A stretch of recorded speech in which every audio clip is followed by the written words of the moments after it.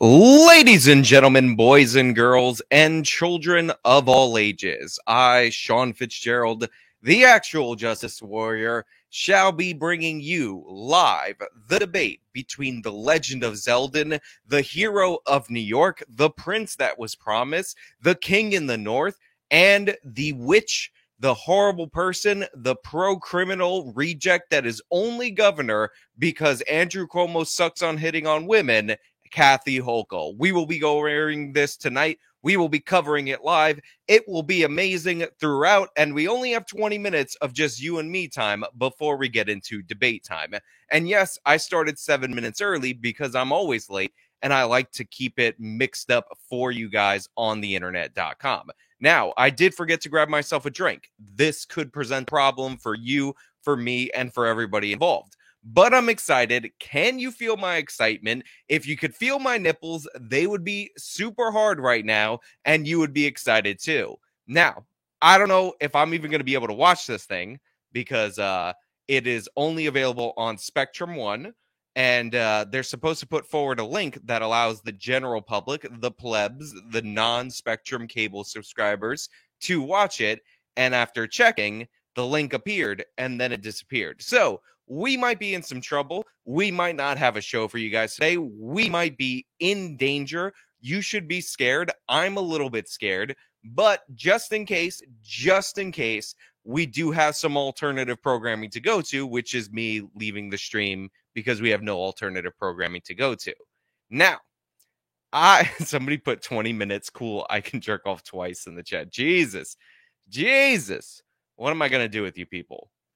So I'm obviously hyped for the debate. This is the one debate that we're getting. The fact that it's on Spectrum One is criminal. It is a crime. But since Kathy Hochul is pro-criminal and pro-crime, we should not be surprised. Now, we may have some special guests on the program today. I may ask Mr. Alf Benny to come on too if he's interested. But I have invited some real-life New Yorkers to join and talk about The Legend of Zeldin, The Ocarina of Time, The Legend of Zeldin, A Link to the Past, The Legend of Zeldin, Majora's Mask, because I feel like we're in an infinite loop of terror in this city. But that's all to be later. That's just, we'll talk about it then. Now, somebody in the chat did ask me about the Brooks case, and I got news for you because I have one of my favorite Darrell Brooks clips that we didn't get to go over. So we're going to talk about it in the meantime in order to kill time because we're waiting on this debate. So I'm excited. I hope you guys are all excited. And Jeremy from the Quartering is no longer my friend because he's counter-programming me with Blair White. And the fact that he announced his stream first, not a good enough example. I'm really offended by that, Jeremy. You were a sweet boy. I liked you, and you hurt my feels by that, and I'm really, really sad. So let me pull up this Darrell Brooks video because we got to watch it because it's so freaking funny. This is something that I caught the other day, and I actually think Darrell Brooks has a legit case here. So, you know, somebody's like, the Quartering was never my friend. True. Enemy of the state. Jeremy is not my friend, my friend. No, he's a sweet guy. He may like Magic the Gathering and like Pokemon and whatever he likes, but he's actually a sweet guy. He's a charming fellow. Be nice to the Quartering. All right, I gotta play this clip though. Pass when they're coming straight from reports made by the people on the stand. Very curious. I don't understand your question. I'm not sure what you're asking me. What I'm asking is,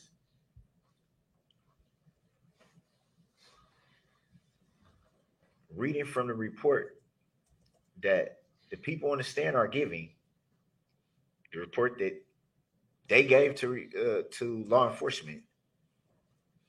If you're asking me whether there's a mechanism in the rules of evidence and how to establish that before the jury, the answer to that is yes. If you're asking me how you do that, I'm not going to answer that. I didn't ask how. I didn't ask how. So, for those of you who don't know what's going on with this trial, Darrell Brooks is not having a good go of it. He is defending himself. It's a little ridiculous. It's a little embarrassing. And if it wasn't for the fact that he killed 6 people, this would be a lot more amusing. But even then, it's still kind of funny to watch somebody who's totally incompetent try to defend himself in a court of law. That being said, this clip right here made me laugh. Like, this clip right here is absolutely hilarious. We need to talk about it. And honestly, it's not even this part. Like, what's happening right now is that Darrell Brooks is calling his own witnesses. His questions are totally stupid. They're totally irrelevant. They have nothing to do with what we're talking about in terms of his case. No relevance at all whatsoever. And that is causing the prosecution to not do any cross-examination. So Darrell Brooks thinks that the reason the prosecution isn't doing any cross-examination is not because Darrell Brooks is an incompetent. It's because the prosecution has rigged the trial against them. And I would just like to say, reality has rigged the trial against you, Darrell. The evidence has rigged the trial against you because you did do it. So I'm going to just skip to the closer to the part that we're talking about. I gave you the background because I don't want to cover this for 3 whole minutes. And then you'll see where things get crazy. Has absolutely no basis in fact. Yeah, I know that's what's being done. You could on, ask man. these questions. You could Come on, ask man. these You got the right one. witnesses certain questions, and you're not. Far from an idiot. They're your witnesses, Fact check false. Darrell, you are not far from an idiot. sir. If you believe. So I'm gonna start asking every witness up here that they seem just to mysteriously now not have any cross for. Have they been coached to answer the way they answer? Because Well, you can't ask that, but you can ask them if they've met with anyone ahead of their testimony here today, which you've done with other witnesses. I find it very funny that these are their reports, and now all of a sudden you can. Oh, I saw the person in the car. Oh, but Mr. Brooks, I this saw is them an reach attempt for something. by you Oh, to I don't. delay these I don't recall what they had on. Mr. Brooks, You can there's no recall seeing purpose somebody for you reach for saying something this and right don't now. know what they had on. I find that All right, very. I'm having the jury. I love him imitating people for the I love him imitating the witnesses that testify against him. Again, if it wasn't for the fact that this man did some heinous stuff, this is absolutely hilarious. And people are asking about Brooks representing himself. If he's competent enough to stand trial, like if they can't declare him insane, then he can represent himself. So it is what it is. Like, he is allowed to represent himself. So there's the guy saying write in Larry Sharpe. If you write in Larry Sharpe, you deserve to be banned. Somebody put that guy who's saying write in Larry Sharpe in timeout. We're not talking about Larry Sharpe. I'm not losing this election by 2 points because people want to write in Larry Sharpe. Lee Zeldin, The Legend of Zeldin, Ocarina of Time, Legend of Zeldin, Link to the Past. Yes, we're going full censorship. Larry Sharpe didn't even qualify for the ballot. Get him out of here. Don't ban him. I was saying, like, you could put him in timeout, or you could super chat right in Larry Sharpe, but you can't just type it for free. You got to pay for that nonsense. How about that? That's a new rule. All right, let me finish this clip and then I'll bring up Thomas because I can see him. Brought out, I'm instructing you to avoid the commentary when the jury comes out, or you will forfeit your right to be present. I didn't say nothing. There's an issue that we do need to pick up potential as to a witness by the name of Abel Lescano. He has prior criminal history. Thank you. So as long as the jury's out, we should probably discuss that. I would like to provide the defendant and the court with a copy. So that had to be said. So it's the defendant. That's not how it was said. That was how I said. You want to run the record back? Mr. Brooks. So I'm the only one. I got one. Mr. I got Brooks. one ear that work, and I heard that. This is to. You know what? I'm going to say this. Darrell Brooks is 100% right on this account. That lady did say the defendant, and Darrell Brooks is calling it out. The fact that he said run the record back, bro, they're not going to be able to pull this record and be able to prove anything. If they're typing it, they're not typing defendant, emphasized angrily by the prosecution. But I do want to point out that the prosecution did in fact say that. Do I need to go to the tape? Do I need to rewind, or do you guys agree that she did in fact say it like that? I'm waiting for the chat. Okay, the chat is all horrible. Benefit you so No, that it's you not. understand Ain't none of your this to benefit witness me, so let's has be a clear about prior that. record. Your Honor, when I leave the table, I'm away from the courtroom and I have to elevate my voice. This is the So she had to alleged elevate her record voice of Abel just for Lescano. that. True, Darrell. Like, oh, y'all be thinking y'all fooling. I'll set for value in return for value this document. One more interruption and you're going to be removed to the next courtroom. That's what you want to do anyway. It's not what I want to do. Do not interrupt Attorney Opera. So this attorney in the back over here, the one behind the brunette-haired lady, he's trying not to laugh. You could see it. So can Your you Honor, tell, I can you believe he explain- has 7 prior criminal convictions via OWI second from 1997. Darrell pounding his fist. OWI third from 1997, and OWI fourth from 2003. Criminal trespass to dwelling from 2006. All right, I need to take a break. This man right now is having a stare down with me. It's very disrespectful. Come on. He pounded his fist. Frankly, it makes me scared. And we're taking a break. What are you doing? Darrell. That's what you're gonna do? You're gonna stare down the judge? Listen, he was right in that case. She definitely said the defendant, exactly how he said. But this guy right here, like staring down the judge, ridiculous. Somebody's like elf ears. Maybe he should have been in the Lord of the Rings. Maybe that's why he's mad, because that other guy got cast over him. Think about it. All right, let's see if we actually have this link up. Oh no, now I'm a little worried. Okay, I'm gonna bring Thomas up. Let me kill this, and then we'll have to get to the thing. I'm adding you to the stream, Thomas. Welcome aboard. Great to be here, Sean. Thank you so much for having me. I appreciate it. I got the text saying that you are going to be streaming the debate. What a more perfect person to have in than moi, someone who actually lives in Zeldin's district and is on committee for the party. I've been looking forward to this election for a while. Canvassing, knocking doors, organizing deployments. So it's good to see that Zeldin and Hochul are finally going to be going neck and neck. Wish there were more debates, but we're in for a treat tonight. How do you feel about the legend of Zeldin overall? Do you believe? I think he's been a good congressman. We've had him in office since 2014. He has appealed to a wide variety of people, so he can come off as very moderate to a lot of apolitical people, a lot of blue-collar Dems, but simultaneously still have the populist energy of the conservative movement and the Trump movement. So he's able to appease everybody. And I think, not since the 90s, not since the early 90s have Republicans, have we had the highest chance of winning an election than we do on November 8th. So, Zeldin, I think, really is our best shot. He's able to garner lots of different New Yorkers from various different views. Let's see what we can do. So I have a bit of a problem, and that is this is on Spectrum, which I don't have Spectrum cable. And I don't either. They're supposed to release a watchable link shortly before the debate. And I did see the link, but it disappeared, and now it is no longer present. So I'm a little worried that there's not going to be a show today because I have no way of watching this. I have no Spectrum login credentials. All right. Well, for people that are watching, for the few hundred people that are watching, if anybody's got anything, any service, anybody's able to scour the web, find a link for us, please do. Maybe we can get something up. I bet something's going to come up. I could refresh my Twitter feed. Somebody's got to be streaming something. Well, so I'll send you the link, in the private chat. Yeah, maybe it'll work for me. And there's a click here on that link because this was tweeted out by the Zeldin campaign, and it's supposed to have something for open access. And there was something before, but now it is definitely gone, and that link didn't work before. So now I'm really worried that this ain't gonna fly. It's asking for a login. Yeah, I know. But there's supposed to be a fourth option that's supposed to be for Spectrum, for open access. Is there a YouTube version of this? Can we find this, or will we not have a show?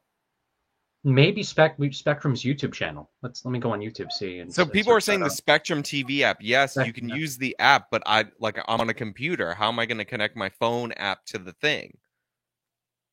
Yes, Spectrum is trash. That's why I don't have it. That's why Kathy Hochul wanted the debate on Spectrum, so as few New Yorkers could watch it as possible. She specifically turned down legitimate, public, you don't have to pay to watch it kind of debate options. Now I'm a little worried because we're 2 minutes away and it's not here. Let me check the Legend of Zeldin's Twitter account. Maybe he has an answer. Uh-oh. We might be in trouble, kids. I'll try to check in with some chats that I'm in, but I doubt that I'll be able to find something if others can't. Well, you know. It just needs to, there needs to be like a live link. Come on, Zeldin. Give me something. Maybe if you check the Spectrum Twitter account, maybe they put out a link. What do you think? I'm going to do that now.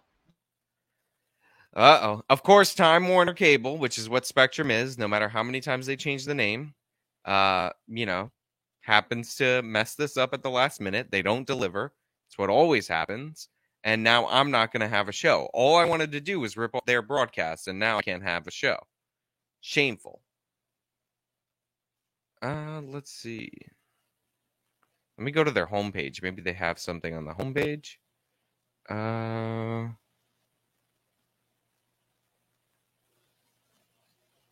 Spectrum Fox YouTube channel, one guy in the comments is saying. Let me see if we got that. Oh, I mean, throw the link in. Okay, somebody brought up a super chat.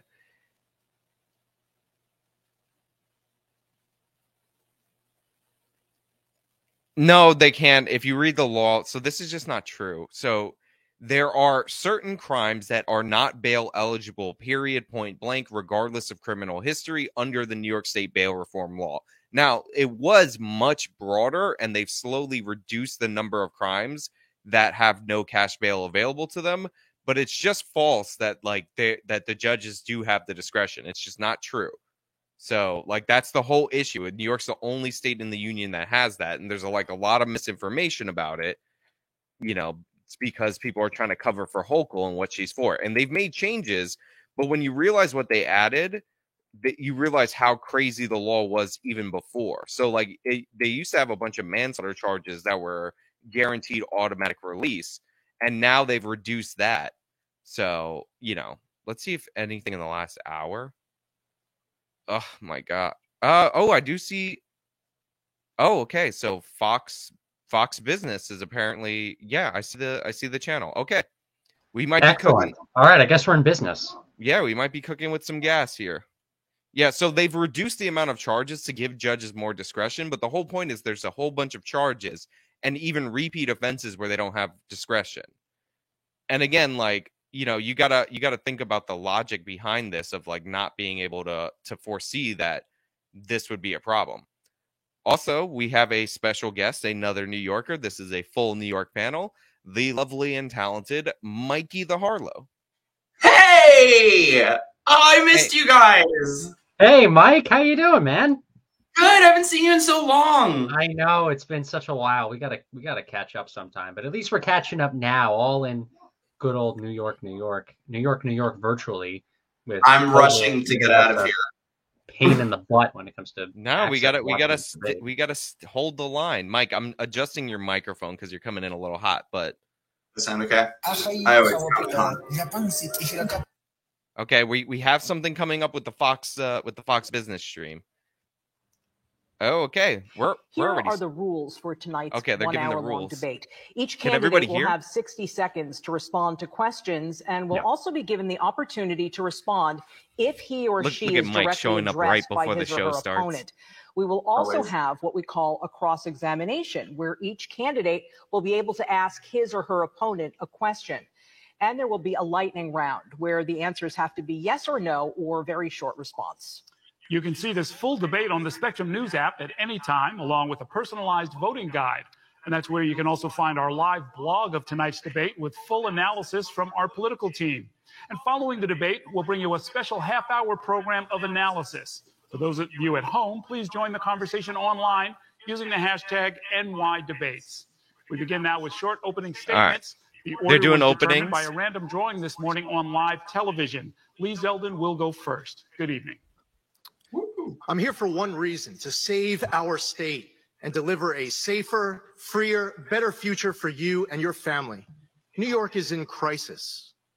We've experienced on so many levels attacks on our wallets, our safety, our freedom, your children's education.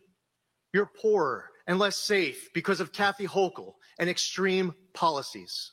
This is your opportunity to save New York.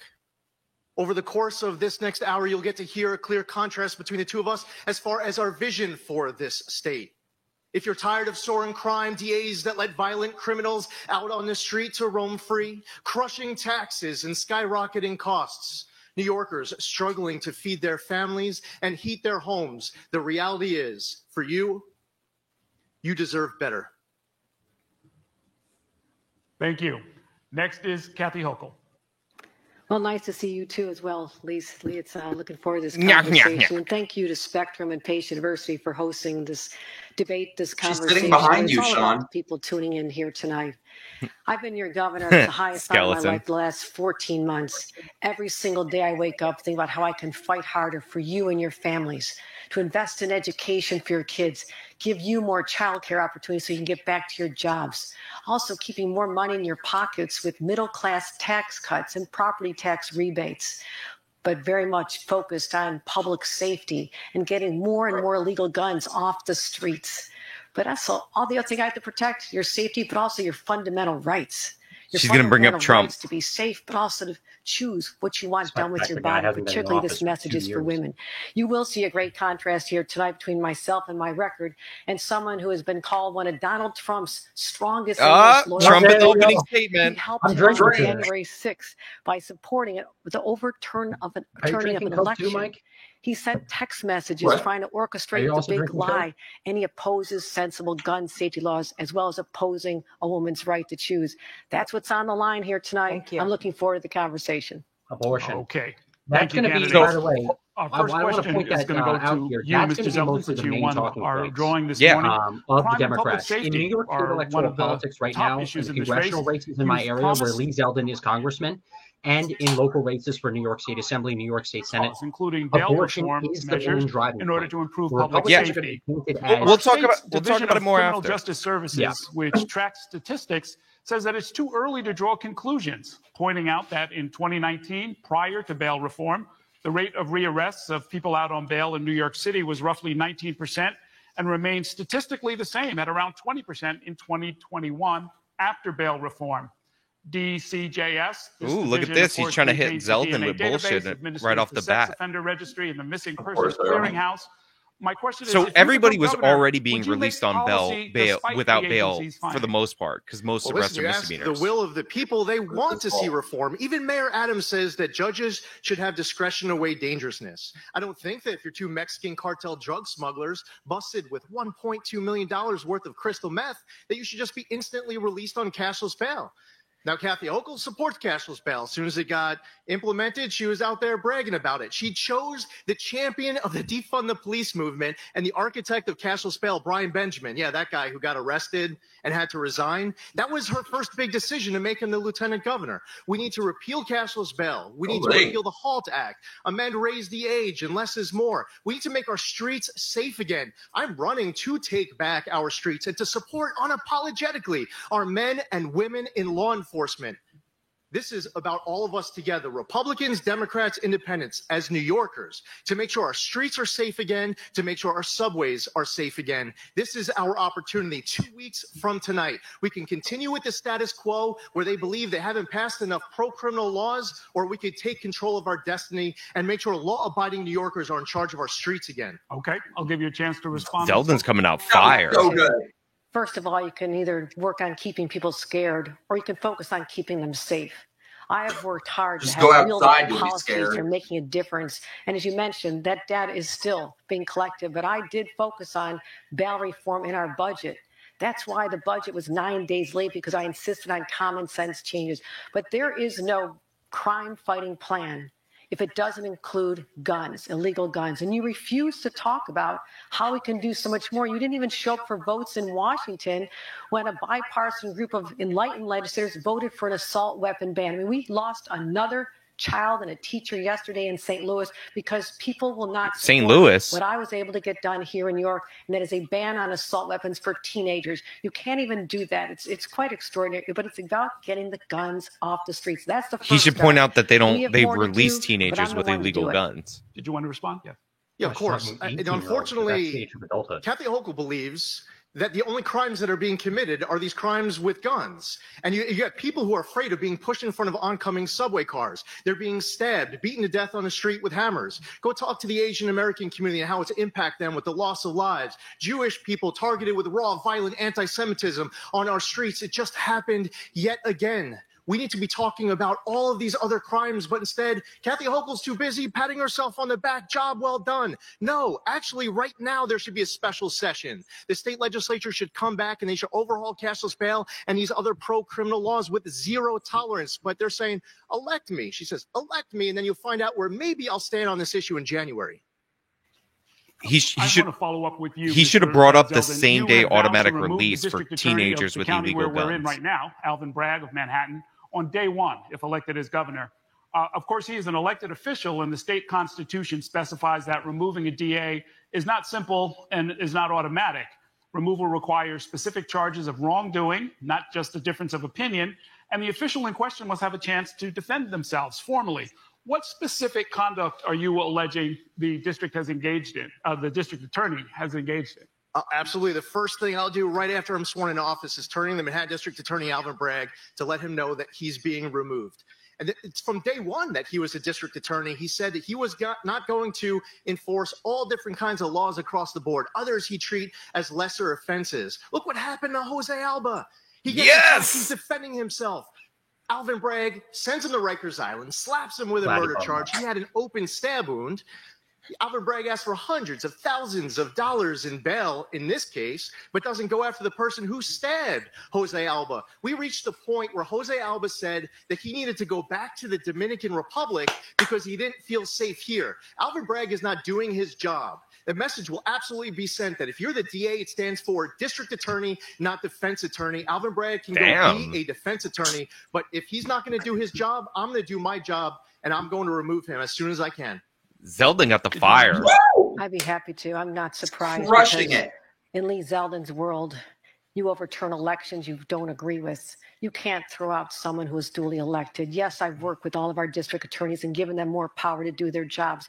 But for someone who voted to overturn a presidential election, God, all she has. I'm not surprised. He just thinks whenever he wants to do something, January he can just 6th, undo the will of the people. Abortion. That's not the democracy we live in. But it's where were you January 6th?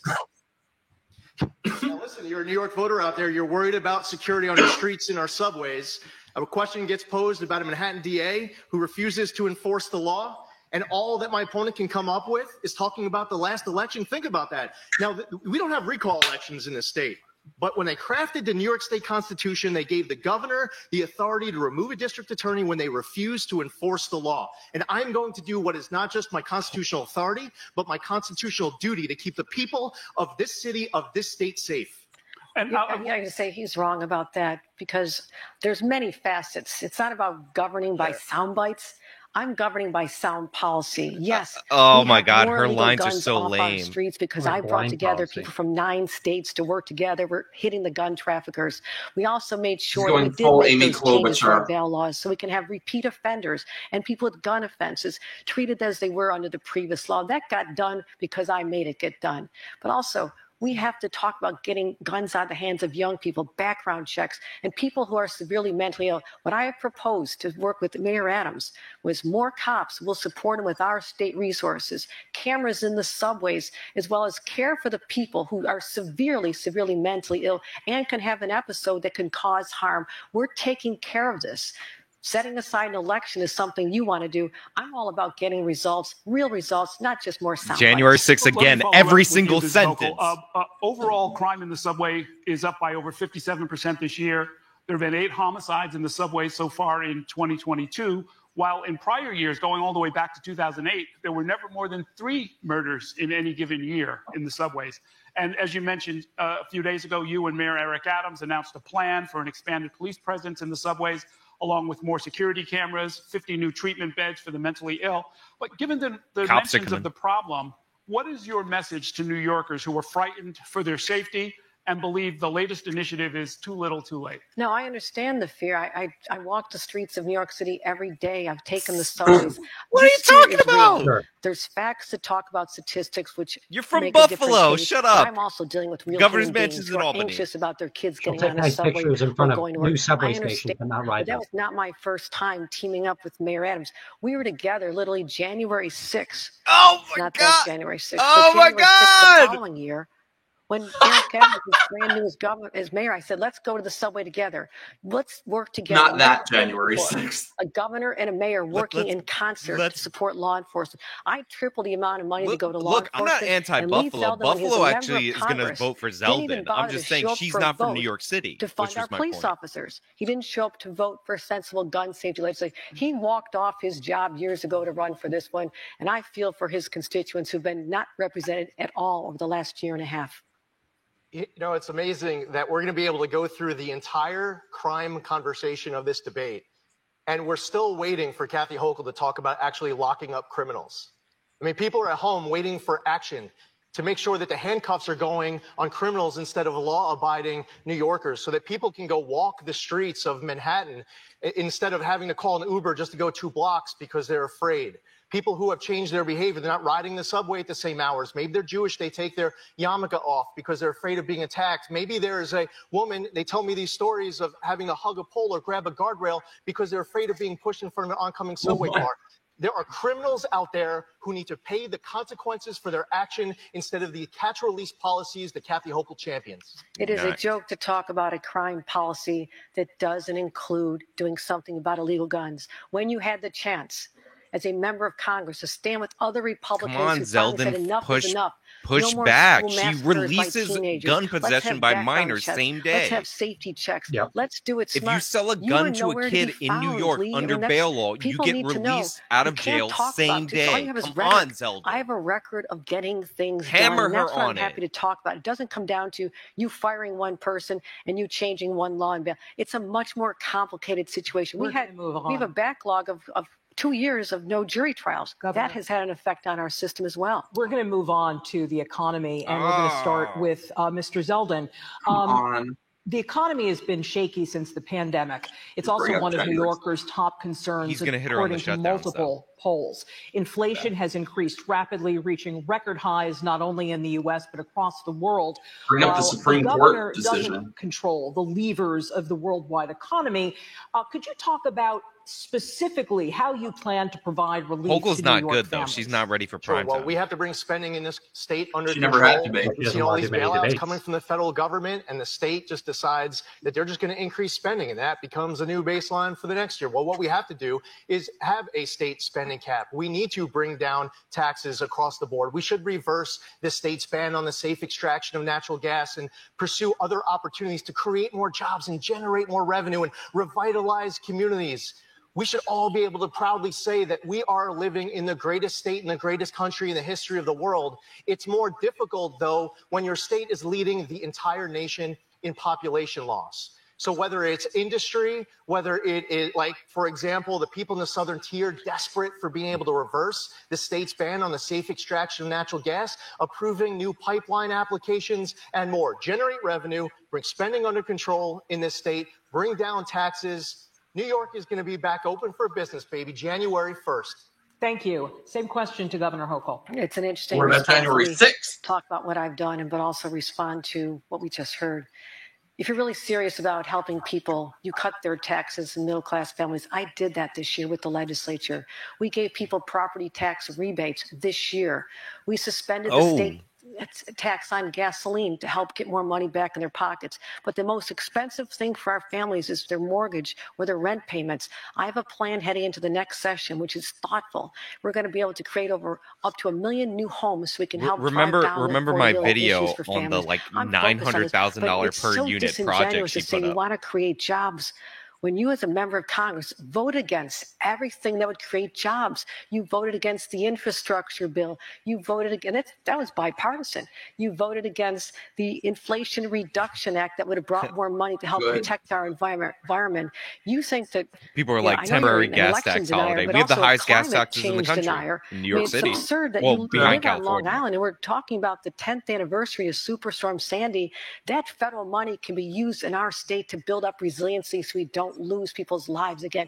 We have to have smart economic policies. I know how to create jobs. Ask Micron why they came to New York with 50,000 jobs, because we know how to do that. And I'm going to continue focusing on building our economy back. Mr. Zeldin. Yeah, sure. And obviously what the governor's not pointing out is that she's hitting all the commuters now with a congestion pricing tax. She's not talking about hitting the farmers with a reduction of the overtime threshold from 60 hours to 40 hours a week. As a member of Congress, I actually helped get the FAST Act passed in 2015 when I first got there. And you know that for all those people in the Long Island Expressway who are tired of hitting all those potholes, all the damage done to vehicles, it wasn't until just before the election, that they were spending the money that we got allocated in December of 2015, dragging their feet from one industry to the next, regardless of whether we're talking about the east end of Long Island, the southern tier, or anywhere else, those farmers in the North Country and beyond. Kathy Hochul has been failing every step of the way, but that's the rest of the story she won't tell you.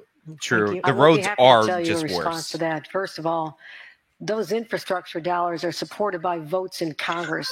You didn't even bother to vote to help me fill $86 million worth of potholes. People love the LIE now. It's just out there. Southern state. People are so happy to see this done. And I drive that every day, Kathy. You ain't selling me on that. Spending it wisely on things that people make. Now, you mentioned the farmers.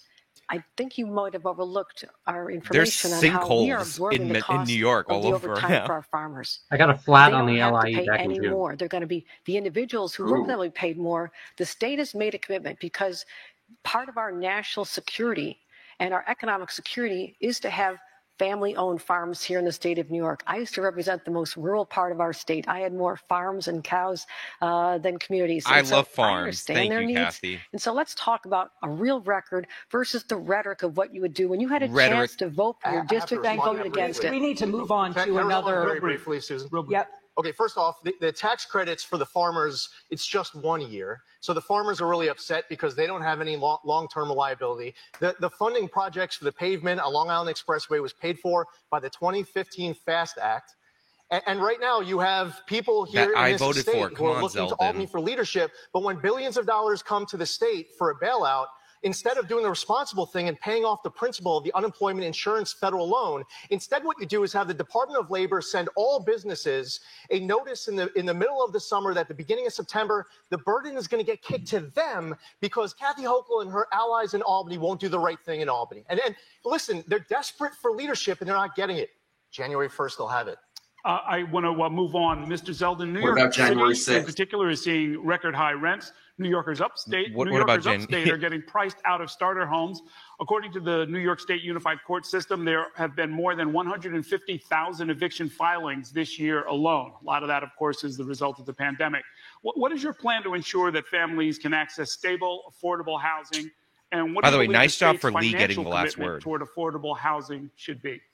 Well, while we need to be building more affordable housing, there are individuals and companies that want to invest here, but because it takes so long for them to be able to get approvals, the process is so drawn out that they're looking to other states and they're sending their money elsewhere. I just spoke to someone who's moving operations down to North Carolina instead of investing that money right here. We have people at the state level, bureaucrats drawing it out. You can abuse the litigation process to draw this process out. And honestly, the last conversation that we were just having, the last question about improving the economy, creating more good-paying jobs, that's going to be important for us to be able to have individuals who can afford to have that dream of home ownership. But in Kathy Hochul's New York, you can either have your first kid here in the basement of mom and dad's house, or you can move to some other state and buy your own home in Cary, North Carolina. First-time home buyer credits is going to be a very important thing for us to ramp up in this state. Keeping the American dream alive as a New York dream is right now under attack. It gets reversed January 1st. I don't think I heard an answer in that. He somehow stumbled and ended up at a weird answer. $25 billion in he practiced that line a lot to build 100,000. But he was struggling to get there. Housing. I go to more ribbon cuttings and groundbreakings. He had some potholes. He also knows that the networks are going to be biased and against we're building this. Oh, please slap her across the face about the ribbon cuttings. Those are political stunts. Does not work. Loss of income during the pandemic. They couldn't make their rent payments. Landlords were hurt. They were hurt.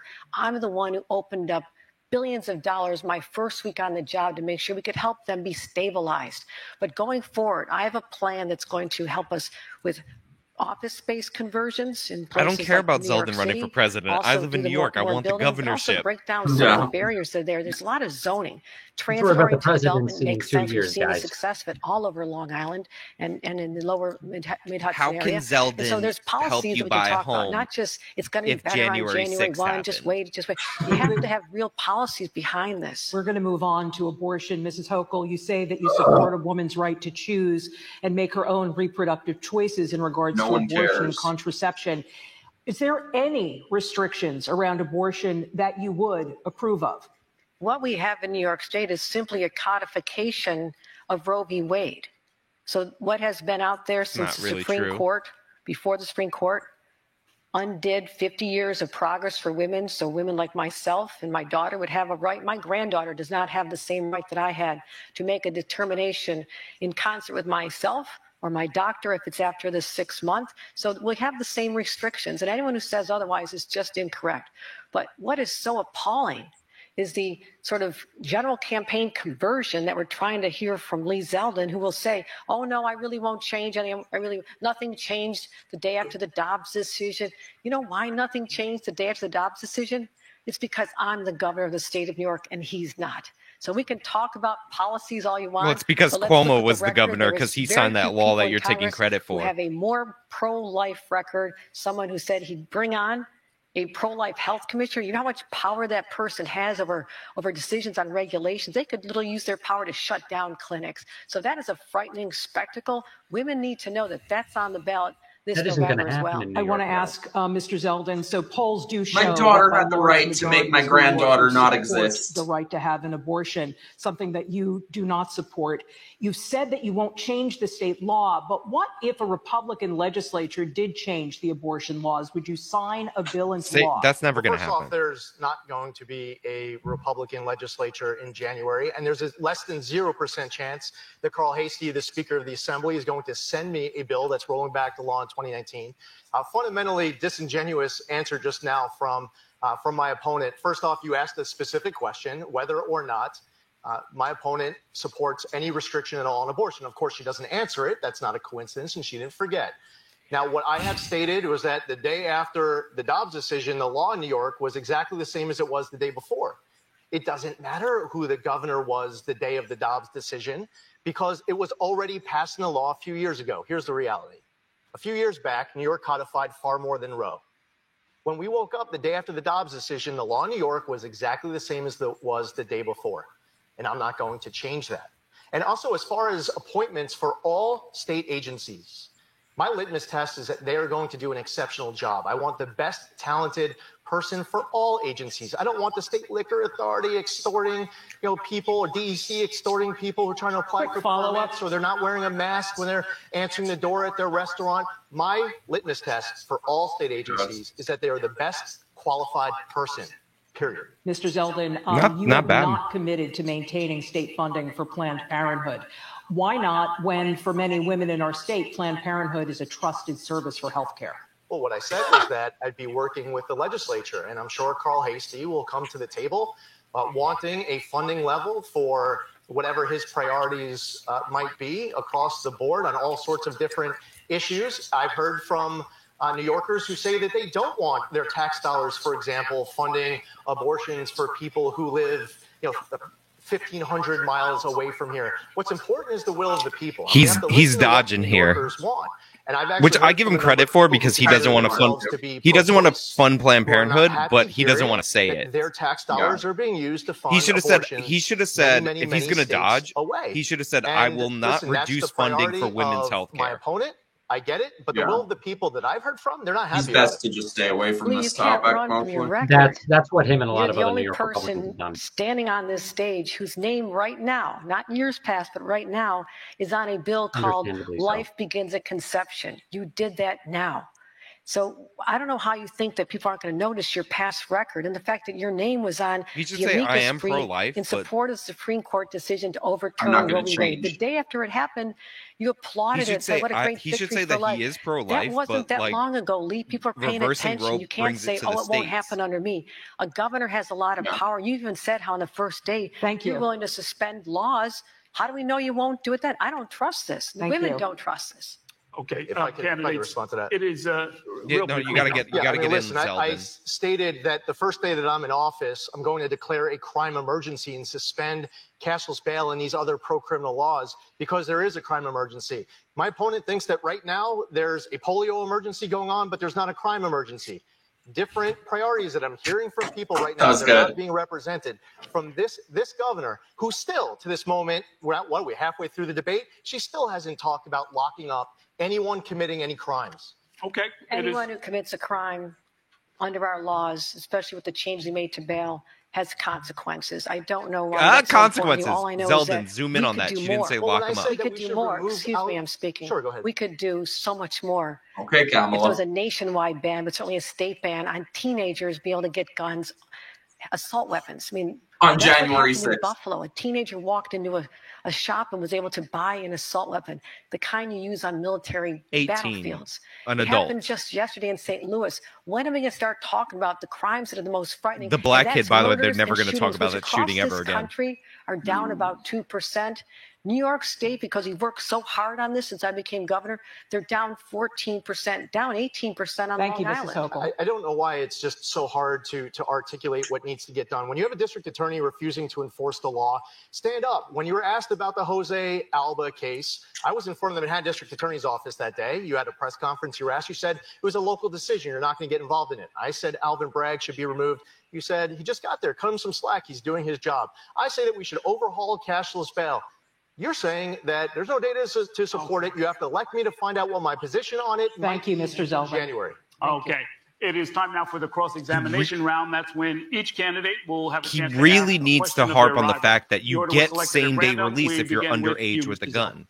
Well, one of the other and hair on the Supreme Court decision. My opponent has lost the trust of so many New Yorkers is they see all these stories with regards to the pay-to-play corruption. Someone hosts a fundraiser for her, and then just days later, she suspends unilaterally New York's competitive bidding laws. Digital Gadgets, that company, makes a pitch to provide COVID tests they don't even make for a contract that was no bid that would have been worth over $600 million, paying far more, twice the price of what California paid. No record that she went to the company to negotiate a better price, or the company that actually manufactured the test. This is just one of many examples. So what New Yorkers want to know is what specific measures are you pledging to deal with the pay-to-play corruption that is plaguing you and your administration? I don't accept the premise. There is no pay-to-play Play. A year ago. She's not going to answer this. We had a crisis where my responsibility. COVID is scary, guys. With guns on January 6th. Remember how terrified we were of Omicron. Schools have been shut down a long time. I told my team, you go out and find every single test kit you can find. Early on, we were hit harder than other states like California that didn't deal with it till later. I did everything I could in my power. You were governor when New York was hit early. Shut up. Cuomo was. He was on TV with his brother. Didn't go back in many other places. There has never been.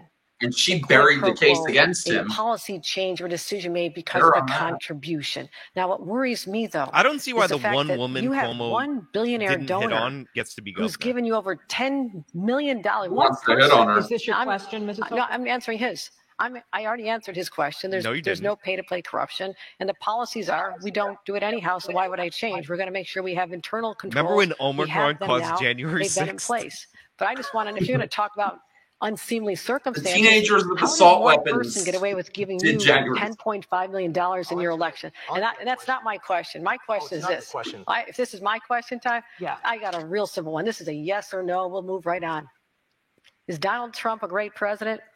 I worked closely with him on a number of important policies. He's allowed to have Of course, Trump. And I believe that from our work to combat MS-13 on Long Island, our work to secure a $2 billion electron ion collider for Brookhaven National Lab, and all of the many decades of jobs, not just for the construction, but the research, will be humanity-changing research, whether it's our work to secure the southern border, strengthening the U.S.-Israel relationship, moving the embassy in Israel from Tel Aviv to Jerusalem, getting the Abraham Accords pushed, maybe the effort to go after the Iran nuclear deal, which was fatally flawed, and fortunately he stopped it. When it was the pandemic that hit, and I was picking up the phone, and I got PPE here, and we're getting the approvals for the semi-automated testing, the public lab testing, the private lab testing, bringing the USNS Comfort up to New York, bringing the Javits Center online. All of that work is our job. Thank you, Mr. Zeldin. I would take that as a resounding yes. And the voters of New York do not agree with you. Thank you. It is time now for Orange our Man Bad round, where each candidate will answer our questions with a real brief. He should have said forwarding the vaccine to make Hochul go out against the vaccine. Kathy Hochul, this is a question we've asked in our past debates. Do you want to see Joe Biden run for re-election? Yes, I do. He has delivered for the people of this country in ways that we still don't know the benefits. The Inflation Reduction Act, the infrastructure dollars that Lee Zeldin voted against. Nothing else to run on. Yes. Okay. Do you want to see Donald Trump run for president in 2024, Lee Zeldin? Not even thinking about it. I'm focused on 14 days from today, defeating Kathy Hochul and saving New York State. Mr. Zeldin, should the cap on charter schools in New York City be lifted? Absolutely. We should lift the cap on charter schools. Mrs. Hochul. Yes. Mrs. Hochul, there is a bill on your desk that puts a moratorium on proof of work cryptocurrency mining in New York, which is the kind of cryptocurrency mining that is energy intensive. Will you sign it? My Department of Energy, Environment Conservation already stopped about crypto? A company that was utilizing Nobody so much cares. even more so than the previously shut down business. I'm looking at that bill closely. This has nothing to do with whether or not we embrace the cryptocurrency industry in our city. This is a specific kind of cryptocurrency, energy intensive. Yeah, and we focus on making sure that they have green facilities, that they're not using that kind of. Oh, they use solar panels to mine the crypto. Would you sign a cryptocurrency narrow moratorium like this one? No, I wouldn't, and we shouldn't be picking winners and losers in business. And you see it right now getting played out as far as, they're donating money for my opponent, trying to curry favor. Listen, the reality is, on the merit, we should level the playing field. Stop picking winners and losers based on political connections. Okay, Mr. Zeldin, with recreational marijuana now legal, does New York have sufficient protections in place to protect the health of young people? Absolutely not. As a matter of fact, when I was coming here from my office, I rode the 2 train up, and I had a lot of members of the media with me, and we were smelling some marijuana along the way. And if you want to come to New York and have your little kids, my daughters are 16, even though they're 16, they're in 11th grade. I'd rather not have to walk down the street with a family exposing my kids to what they can get exposed to right now. And what you see on the other side is, move for more legal injection sites. That's not the right answer. Mrs. Hochul.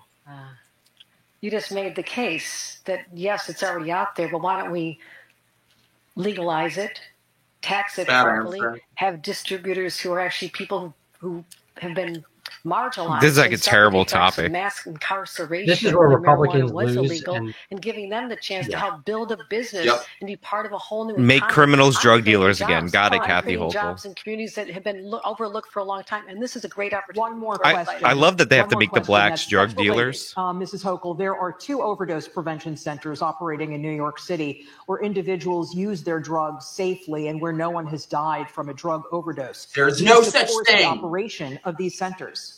This is something I confer with my Commissioner of Health on, and she is supportive of this, but I want to see the more data. And there's always an effect on a neighborhood. You have to be sensitive to more data. These are placed in neighborhoods, but I'm laser focused. I lost a nephew to an opioid addiction that started from a prescription he received from a doctor. I have worked for the last 8 years. I mean, if you were Kathy Hochul's nephew, you might experiment. Mr. Zeldin. Heck no. Thank you. We're going to move on now. We're going to move on to threats to democracy and ethics, and we're going to start with Mr. Not Zeldin. one word You about the voted mandates against certifying the 2020 presidential election in Arizona and Pennsylvania, and since then, dozens of courts across the country have found that there is virtually no systemic we have 20 minutes fraud left in the 2020 election, and certainly no widespread. We have 20 minutes left, and they changed the topic. If you could do it again, knowing what you know now, would you vote to certify the results of the 2020 election? The vote was on 2 states, Pennsylvania and Arizona. The issue still remains today. What you're going to have more health emergencies and natural disasters. The United States Constitution says that state legislatures set the administration of election law. And that was the question I articulated then. It's the question I'll articulate now. And it's about looking forwards, not backwards. Election integrity should always matter. I believe that we should have voter ID in our state. I believe that we should have voter ID in all 50 states. I oppose ballot harvesting. I believe that we have a principle of one person, one vote, and that is a principle that belongs to a United States citizen. There was a move in New York City to allow non-citizens to vote, hundreds of thousands of non-citizens. I opposed that. I was outspoken of it. A lot of crickets coming from my opponent. And I'm glad that the courts ruled that that was not okay. So what's important looking forward is making sure that whether it's 2022, 24, 2032, we should always care whether your candidate comes in first or second about election integrity. If you lose this election, do you promise to abide by the results? Of course. Well, first off, losing is not an option. Secondly, playing along with your hypothetical question, of course. Thank you. Mrs. Hochul, your campaign fundraising practices have come under public scrutiny. You have received considerable donations from those with business before the state. How can the public look at her hang her head in shame body language influenced by these contributions? I just have to respond to something I heard. You basically heard Lee Zeldin say you would vote once again to overturn a presidential election. I think that's something everybody should know. And the fact that he sent text messages where were you January 6th to lay out the strategy on how to subvert public opinion and try to were the teenagers with the illegal guns there lie out there. And I think that's deeply troubling. I understand the concern you just raised. I have always, for 30 years as an elected official, played by all the rules. There has never been a situation where there is You're getting money from people with business before the state. Answer the question. What about January 6th? That's Kathy Hochul's campaign in a nutshell. I supported campaign finance reform since I was a young staffer for Senator Moynihan. I worked hard to make sure that people have trust in the system. Thank you, Mrs. Hochul. Lee Zeldin, please respond. Well, it's no coincidence that you ask a question about crime and my opponent wants to talk about the former president. You ask a question about pay-to-play corruption plaguing her campaign. She wants to talk about the former president. But okay, so if anyone out there wanted to go back and look at the text that was sent to the White House Chief of Staff, it was at the very beginning of November, before the race was even called for Joe Biden. And what my concern was that I expressed was that you should only be putting out confirmed, verified, actual irregularities. Because the problem was everything was getting mixed together. But that was the very beginning of November before the race was even down in this shit. No one cares. Can I just say, if you had the ability to be text messaging the White House, I would have much rather you text message said, hey, Mr. President, while you're heading out the door, can you at least undo the damage you did to New Yorkers when you eliminated the state local tax deduction, which resulted in a high tax rate for our citizens? I mean, there's so many things. There's so many things you can. About Trump's tax bill. I'm talking about your record.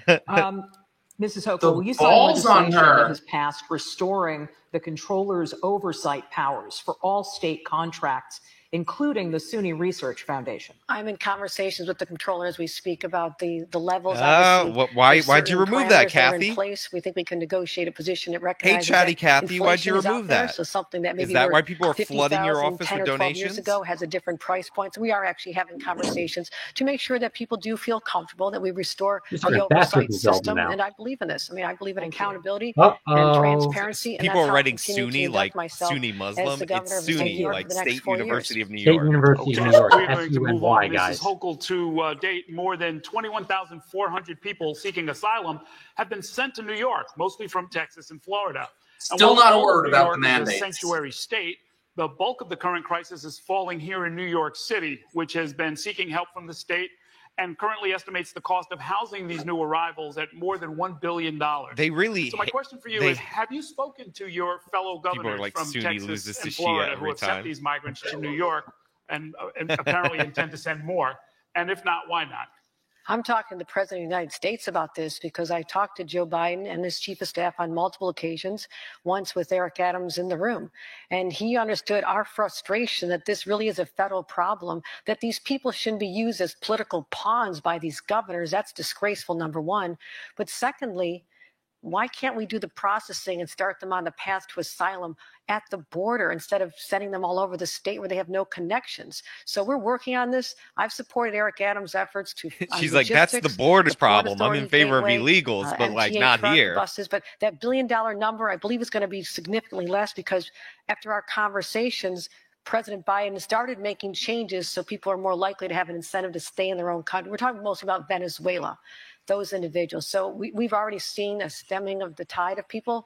You know, I don't know that that'll change. Zeldin's right now, definitely going to bring this up, the midnight flights. Thank you for the super chat. I mean, not to say it would necessarily be effective, but why not call the governor of Texas and say, hey, what are you doing? If you think it'd be useful, I could call him, but I don't think that that's going to change. Try? I know the mayor did outreach. I mean, Kathy. Someone's so intent on politicizing come on, environment, Kathy. something we're rather the man's in a wheelchair. You can stand up to him all the time about trying to scare people and demagoguery.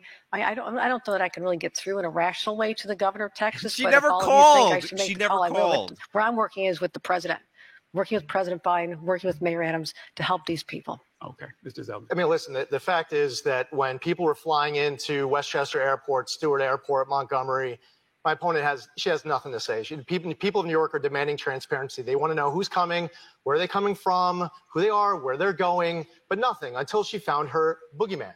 As soon as the buses start arriving, then she's making believe like this is the entire problem. Now you want to provide the transparency to New Yorkers because you owe it to them. And then you pick up the phone and you call Joe Biden and you say, Mr. President, you have to secure the southern border. Finish construction of the border wall, end catch and release, enforce the Remain in Mexico policy. Instead of attacking, support our customs and border patrol agents. Stop incentivizing and rewarding illegal entry to people who are being flown up. Not only are they getting a flight with this Biden travel agency, they get a phone to boot. You have a lot of New Yorkers who are law-abiding New Yorkers. They've been here a long time. They're saying, well, what about me? What about me? Why is this governor not providing the transparency that we demand? And why is she not talking about it until she finds her boogeyman? And when picking up the phone and calling the president, why is she not laying out the specific call to action that New Yorkers are begging for? I have called for federal immigration reform. When I was a staffer for Senator Daniel Patrick Moynihan back in '87. Patrick Moynihan. The last time we had a bipartisan, you wouldn't believe the statesmanship. When I was a staffer, you don't understand, Mr. Zeldin. When I was a staffer for Moynihan, also how we handle the situation going forward. Since then, Republicans who had Moynihan being mentioned 4 times in this debate. Oh, they mentioned these politicians mention him always. I'm always used to doing. Thomas Sheedy died, if you noticed. But we seem to be able to be incapable. It's like that movie Unfriended got to him. Democrats on this issue, and until then, there's going to continue. Trying to fix my Mr. Zeldin, my if you're sworn in January, what would you do about this migrant crisis? Well, what I just stated, for one, listen, part of it is calling on the federal government to help because they own it as far as aid. But I'm well aware that even if you had all the blue state and red state governors and blue city and red city mayors, everyone was 100% on the same page. And they solved it today. It gets worse tomorrow. Because actually, unlike what was just stated by my opponent, the surge is still continuing. And it's not just about people coming. It's also about things like illicit drugs that are coming, the sex trafficking, the labor trafficking. This is about working with the Department of Justice, having the state police. Great. I grew up in a trooper household.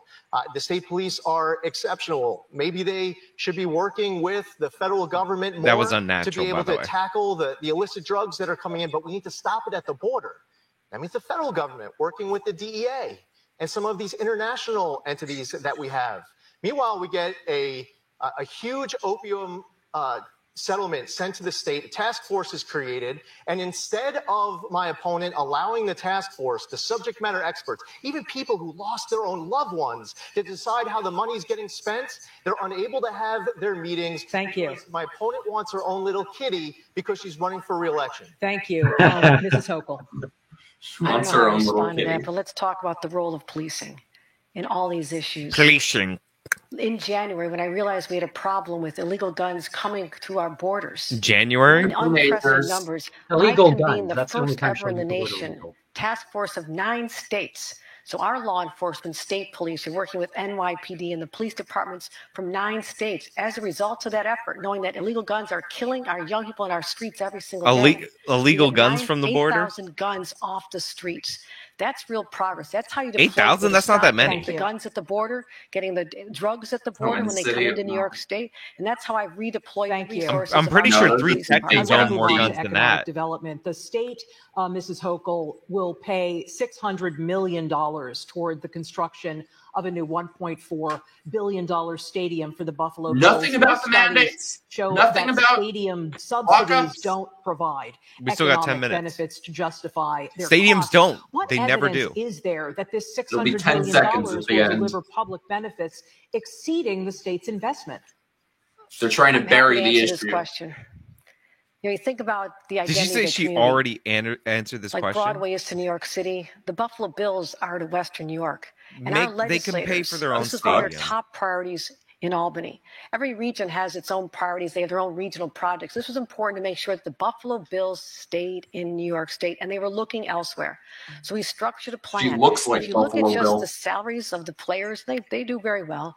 The tax proceeds that we'll receive from just the players alone after 20 years will more than pay for that investment. They don't live in But the state. What are you talking about? They all live in Florida. That's what the baseball players do. Owed money to the state of New York that was never collected and was generated from 3 casinos in West York, that was actually used as an offset. So that helped us with over $450 million of that total cost. When you put the whole picture together, that's a deal to keep the Buffalo Bills in this state for 30 more years. So a couple of follow-ups.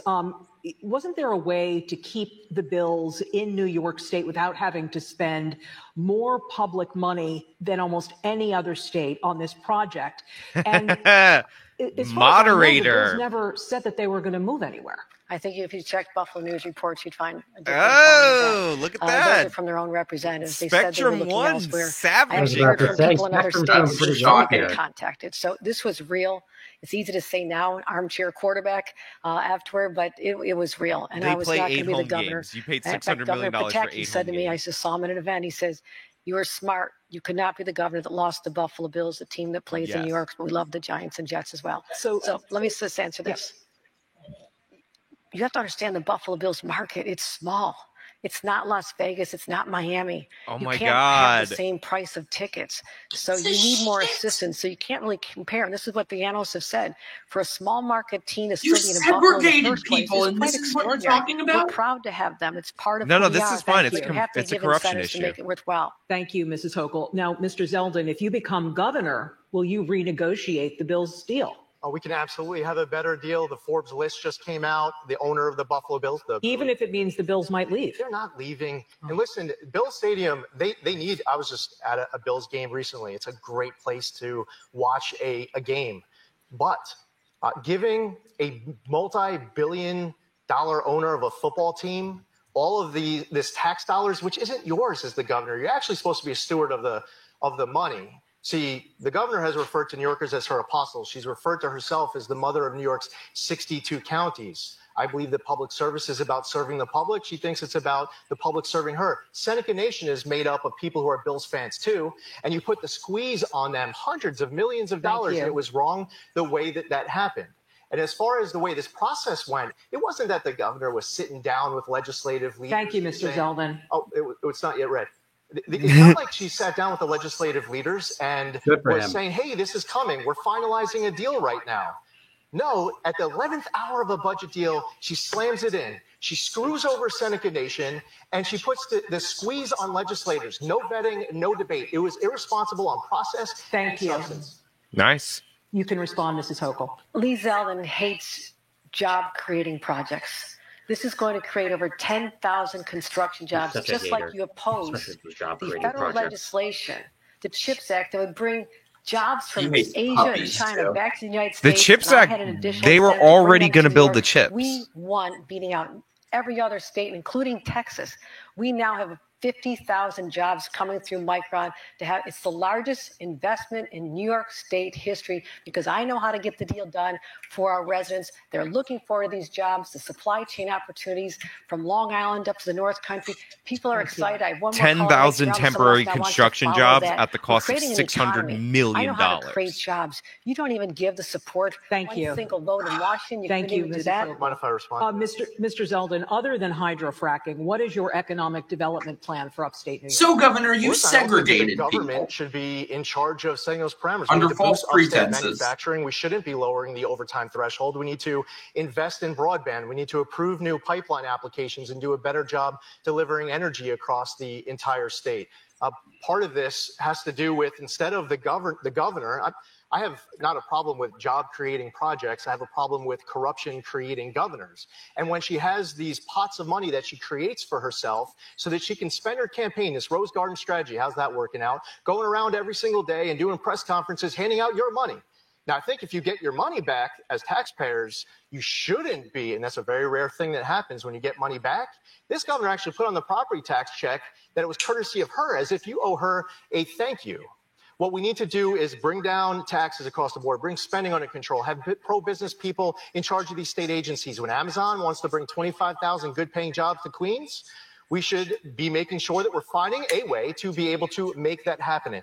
But what we shouldn't do is just put our finger on the scales, and then based off of political connections and relationships, we pick who the winner is and the loser. Thank you. That is so inconsistent. The Amazon deal was funded on the same economic development strategy that Micron is. So Amazon's okay, but Micron, what have you got against 50,000 jobs in upstate New York? I grew up in upstate New York. I knew what it was like when the major industries left town. Those communities were decimated. All my siblings left Buffalo because they couldn't get a job years ago. Now the unemployment rate is down at historic lows. So you segregated 5%, people. Less than 4% in Buffalo. Things are turning around. And Mike, we'll talk about it after.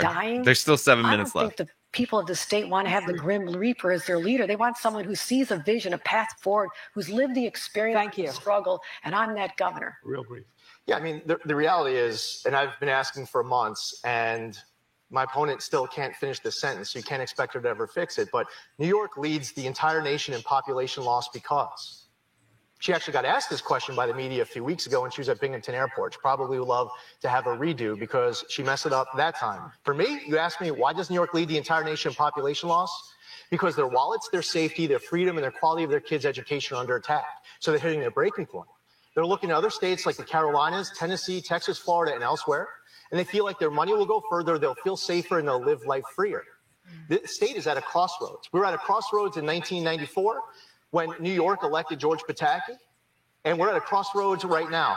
But as far as what happens with Kathy Hochul and one-party rule for 4 more years, outsized power of self-described socialists, we need balance and common sense restored to Albany. We're coming down the home stretch. Like I said, sound bites, not sound policy. That's absurd. We're coming down the home stretch. That's like her one line that her speechwriter wrote. Brief with this, I want to ask about a downstate economic question. Mr. Zeldin, in normal times, New York collects more gaming revenue than any other state, about $3.7 billion. 2/3 of that is generated by scratch-offs and other lottery games. But right now, the state is moving toward approving up to 3 new casino licenses in the New York City area. There's going to be corruption answer from Zeldin. In the years since legalizing multiple forms of gambling, we've seen upstate casinos underperforming. We've seen warnings from the state controller that the hidden costs of gambling addiction are not being addressed. In light of all you know, should New York alter or pause plans to allow for casino gambling in New York City? Well, the big question is siting, and the answer is possibly. I mean, New York is continuing to add casinos around the state. You're seeing the impacts. For example, you want to talk fairness to Seneca Nation, the local share that gets taken out was based off of outdated times. They've now had all sorts of new casinos that have come in line. Siting is important. Local control is important. There is a process that is underway, and this shouldn't be jammed into areas that do not want it. We have to respect the will of the people. Mrs. Holt. That was I'm not sure I heard the dead answer there. No, we're not going to stop the process. This is an opportunity to recharge downstate communities, and there is a siting process. That's the one part I agree with, and it's underway because I got it moving. He could have hit her on the fact that there's 3 permits and she's essentially selling them. Come on, Zeldin. Entertainment in places where they still haven't come back yet because of the pandemic.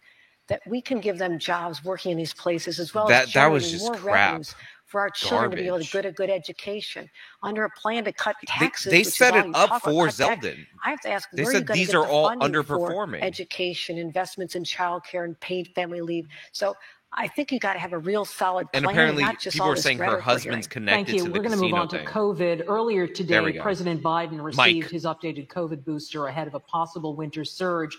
The CDC is urging people to wear masks now in 10 upstate counties where COVID community levels are considered high. Yet, Mrs. Hochul, you have lifted COVID regulations from masking to vaccine requirements. Can you explain why you made that decision? And will you follow the CDC's recommendation to add COVID vaccines to children's vaccine schedules? 1 year ago, when I became governor, we were still experiencing the effects of the Delta variant, and it was scary. And children weren't able to get back to school unless we directed them to make sure that they had the opportunity to wear a mask. A mask was able to get kids back into schools. That is important to me, to keep children in schools. But at this point now, we have kids were never at high risk. Available. Remember, it wasn't that long ago when they were in short supply. Lines around the block. There was nothing at the pharmacy. There was a real panic around this. Now, because we have plentiful vaccine supply and everybody should get their booster. I had my booster. I'm getting my flu shot tomorrow. You know, we have this triple threat. We have seen what's happening in other states, and I'll be addressing it tomorrow.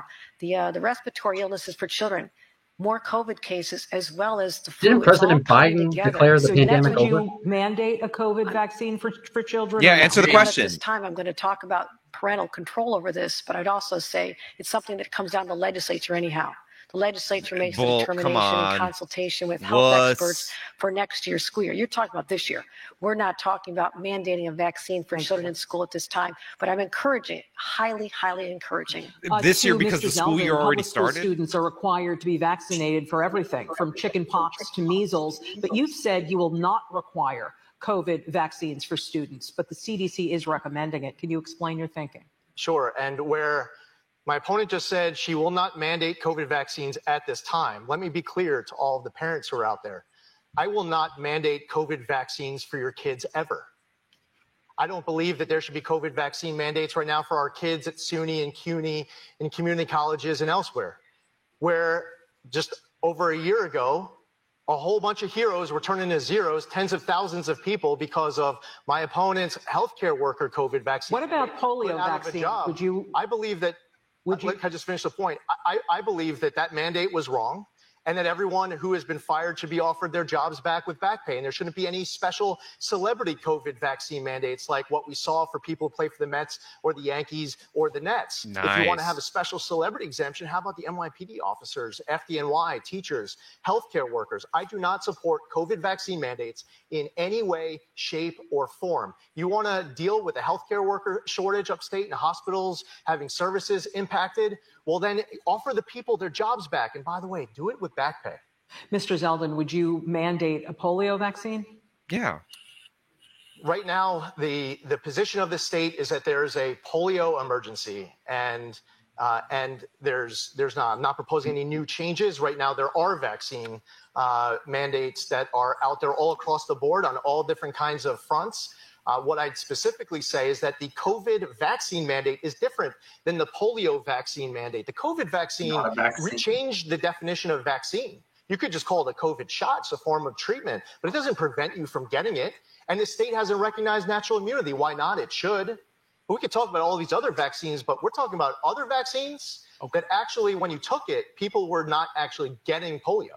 I'm not sure I understand that one either, but you've been an election denier, a climate change denier. You and Donald Trump were the masterful COVID deniers. We are dealing with a real crisis. Trump accelerated the vaccine. People get vaccinated. I don't think Zeldin's a climate change denier. And I would do it all over again, what I did last year, that mandate for healthcare workers, because no one, after what we went through in this state and the loss of life. First of all, the reason polio is fine is because that's a disease that kills kids. Office, a hospital or nursing home, so you don't allow parents to kill their kids. COVID from the person charged with taking care of you. It was a tough decision. We limited it to healthcare workers, but that is something I believe saved lives. Yeah, I mean, listen, first off, what everyone out there just heard is that she would do it again.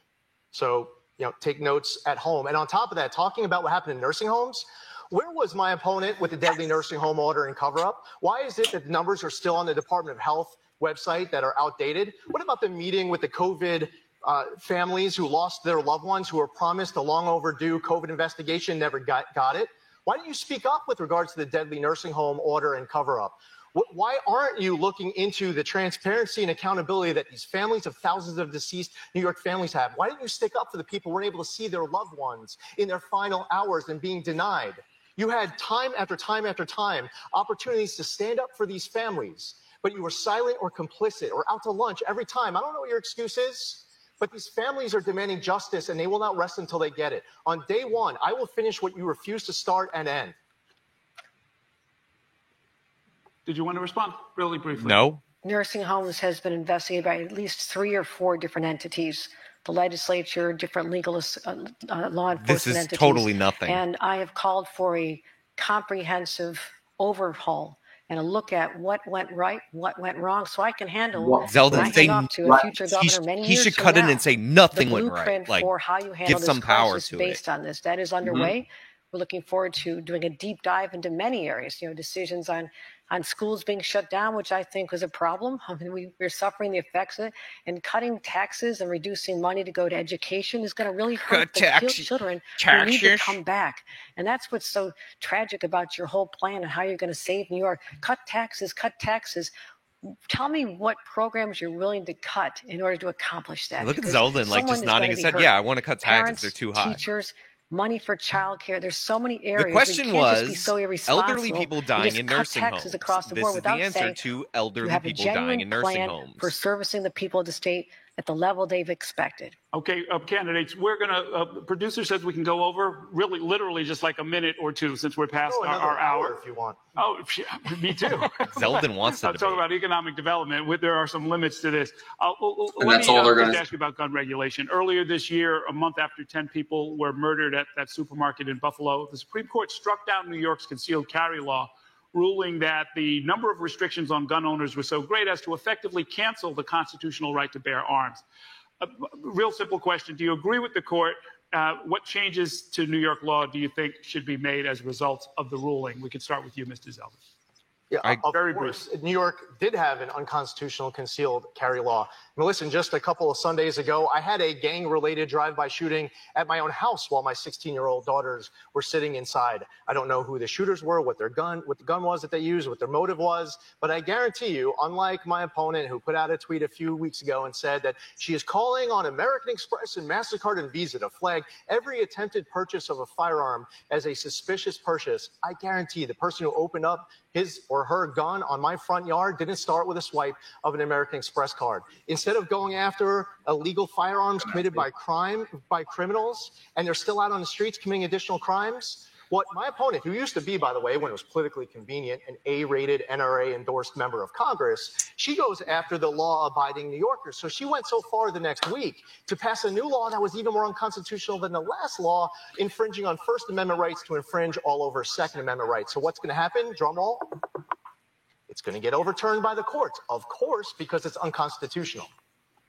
Nice, Zeldin. I will say this, Lee. I want your daughters to be safe as well. I want every child to be safe in the state. And having a proliferation of guns everywhere, which is the result of this decision, which was on the books for 108 years. What changed in 108 years? Nothing other than the Donald Trump appointees to the United States Supreme Court. The same ones that overturned your right to have an abortion. They took away my right as governor to protect the citizens on our subways, synagogues, or sitting in a classroom from having a concealed carry weapon. They've opened up the floodgates. What did I do? I called the legislature back immediately. Protected them from having a concealed carry weapon. The Supreme Court gave us authority to do this. Identify the sensitive areas. Where more people congregate, where you really can't protect them, where you'd have an expectation of. She legit identified almost every area in the court state. Challenges? Sure, there are. There's challenges to every single thing that's done with a gun, even the SAFE Act, which you said you'd overturn. Keeping guns out of the hands of mentally ill people is something you would overturn. So people need to know where you really stand on protecting our people. That brings us to the end of our time, and that's going to do it for this debate. I'd like to thank both candidates for joining us tonight. And if you missed any part of it, you can watch the debate in its entirety on the Spectrum News app. And be sure to join us this upcoming Sunday, October 30th, for our debate in the race for U.S. Senate between Chuck Schumer and Joe Pinion. All right, I'm just going to cut that. All right, let's talk about how we think things went. So I took some notes on the matter, and the way the debate was run is something I was not really shocked about. So I'm not surprised that Congressman Zeldin spoke very fast during the debate. I know that was something that was very quickly mentioned by people in the comments here. And it's just an undeniable fact that when you are, not woke, when you are not a progressive, and you go on cable news, oftentimes you have to talk very quickly to get your talking points in. But I got to say, I think Spectrum was pretty fair. They were questioning Hochul quite a bit, just like they were questioning Zeldin. So kudos to Spectrum News 1 for that. I just wish that there were more debates. Yeah, I know. I will say before we let Mike jump in, because I know he has a lot of thoughts. I will say they were more fair than I thought, but you have to understand the structure of the debate also is we spent 10 minutes on the most important issues to all New Yorkers' crime, and then we jump to we jump to like abortion for equal amount of time, 10 minutes, and other things for equal amount of time, which is kind of lame. I'll chime in quickly on abortion when it comes to this, and Mike, I bet you'd love to jump in on this too. When it comes to abortion, I've been operating in this electoral cycle for the past few months. And it's not only with the gubernatorial election, it's with the congressional elections that are happening out of my area, out east on Long Island. It's with the assembly elections and state Senate elections. The topic of abortion is being shoved down Republicans' throats, as if New York State Republicans want to permanently ban the practice of abortion in the state, which is just not true at all. Nearly every single big Republican that has won their primaries in June and August are actually more moderate and who do not even want to ban the practice at all, who said we need to be realistic in Albany. We're not going to ban abortion in its entirety. I just got one quick question so that we can get this done, two things at once. And that is, if you guys want us to do the Oz-Fetterman debate, you got to tell me where it's at. Like in the chat, where can I find it? But go ahead, Tom. Yeah, no, and that makes sense because we had a little bit of trouble trying to find some links to watch the debate in the first place. But this is going to be a tactic that numerous different committees, numerous different PACs are going to be shoving down Republicans' throats over the next 2 weeks. That New York State Republicans are so pro-life, they are so anti-abortion, they want to ban the practice in its entirety. When actually, if you go up to these Republicans who are running for office in these, small elections and at their fundraisers and, at their committee meetings, in reality, they actually are very moderate when it comes to it. They don't want to ban the practice of abortion in its entirety. They are not going to, introduce legislation that'll go after it, but they're against third trimester abortions, late term abortions. But all of a sudden, that means they want to ban abortion even in the case of rape and incest. That's the mailers that I get now at my house, all throughout this election cycle, and it is ridiculous. We need to oppose it, and that's all they can really do: abortion, abortion, abortion, abortion. And Trump, January 6th. Yeah. Too much Trump mentioned in there by a lot. Like, they have nothing else to run on. What did you expect? Well, it has been her whole campaign and all that. I think he handled that well. When they asked him if Trump was a good president, that was like his worst. Like, he was just like all over the place, like trying to distract, which was like, all right, I get it. Like, Trump isn't popular in New York. What else could he do? He should have said, if you want to run against Donald Trump, you should have ran in the 2020 presidential election. Yeah, I think these Republicans just need to totally reject everything that Democrats want them to run on. So when they try and make everything about abortion and the election and Trump and January 6th, just say no. Say the city, for those of us who live here, the house is on fire. We're not going to worry about what's going on down the street. I could care less. So there were a couple moments where he got bogged down with talking about Trump, and I wish he would have just pushed it aside. And same with abortion. Like, I think whenever Republicans in a blue state are focused on talking about Trump or abortion, they need to just change the subject.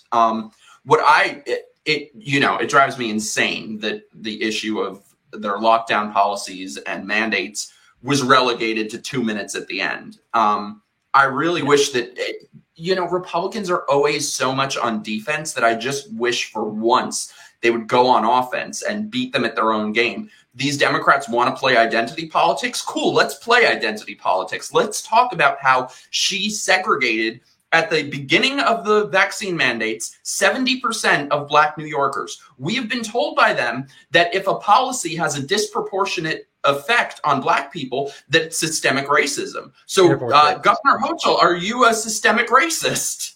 Right. And he just didn't bring any of that up. I mean, I think he did a good job, but... All right, I just say that I do have the debate. Do you guys want to stay for the debate and then recap both of them at the end? Pennsylvania? Yes, I should be doing laundry, but I'll do it in the morning. The dead man? I'm fine. I can do that. I don't have as much knowledge on it. We're just going to grade this because this is going to be wild. We're just going to do it? Okay. Yeah. Currently sits at $7.25 an hour and has not been increased since 2009. Each of our neighboring states has raised minimum wages. You see them there on your screen, including New Jersey at $13 an hour and West Virginia at $8.75. But Pennsylvania has not followed suit. The first question is for you, Mr. Fetterman. Do you support raising the federal minimum wage to $15 an hour? Why or why not? You have 60 seconds. Yeah, I do. Absolutely. I think it's a disgrace at $7.25 an hour. And how can a man, with 10 gigantic mansions, has willing to talk about a willing wage? I think that's just him. Mom trying with 2 children, trying to raise with them, realizing making $31,000 a year, $15 an hour. I believe every work has dignity and every paycheck must have dignity in it as well. True. I've always supported a living wage, and we make sure that everyone has economic security.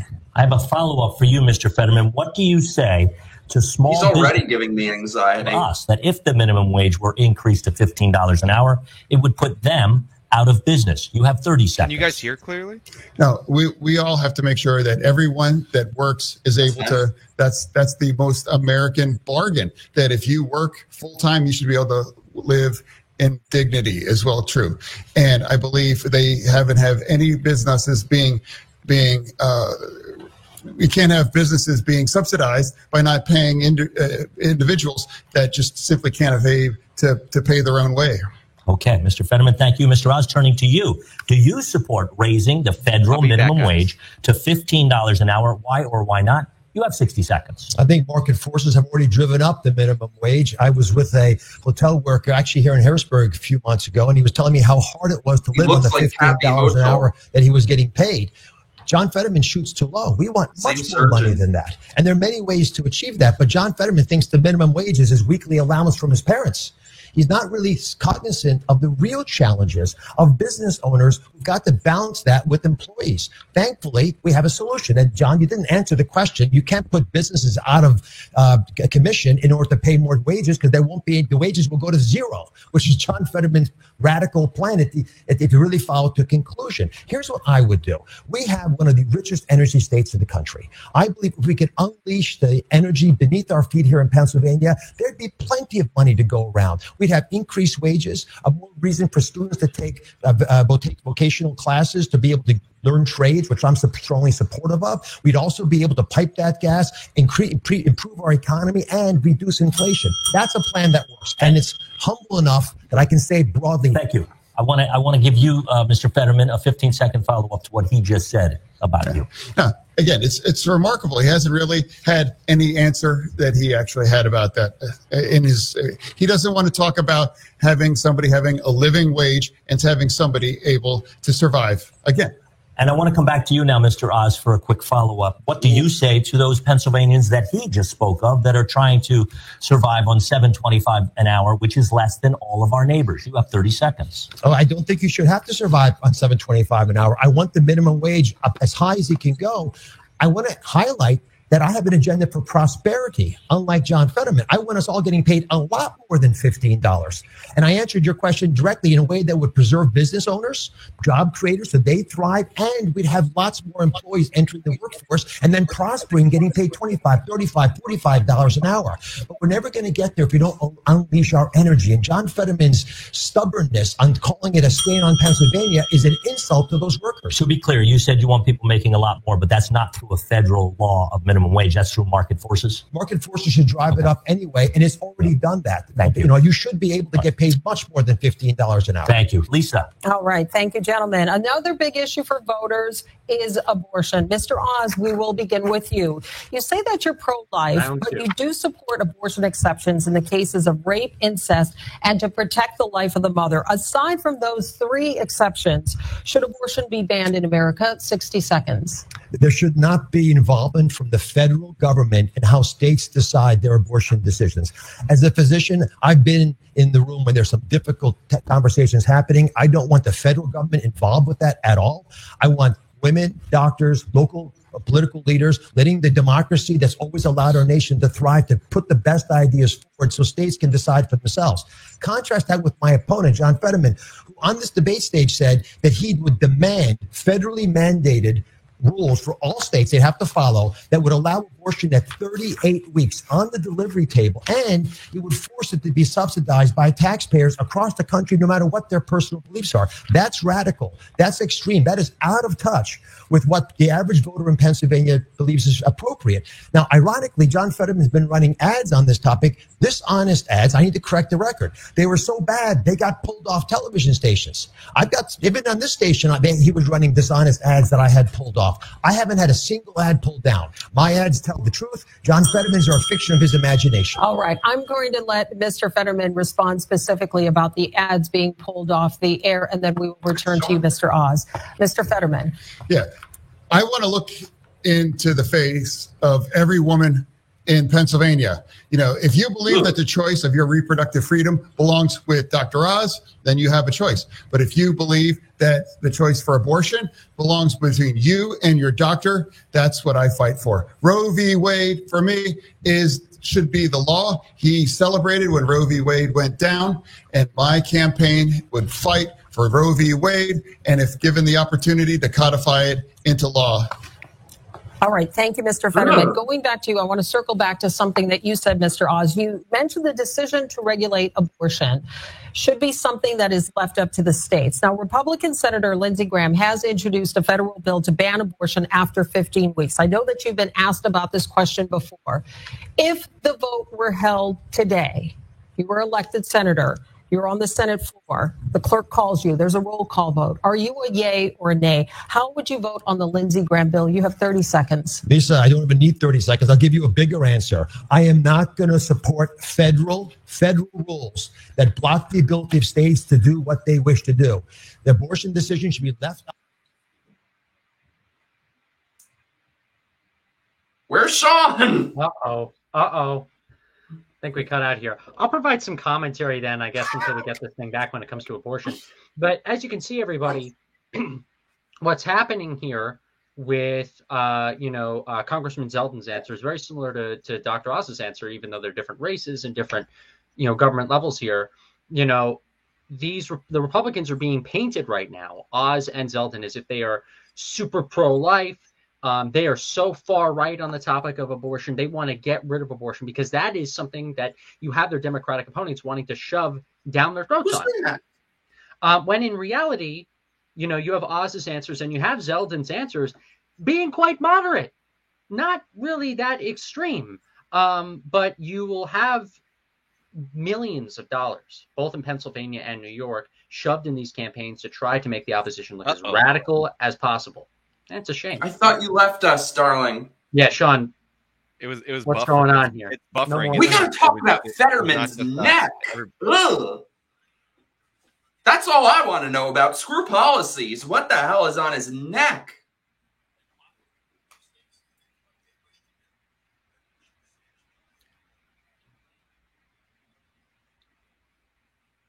I can't hear. I don't know about you.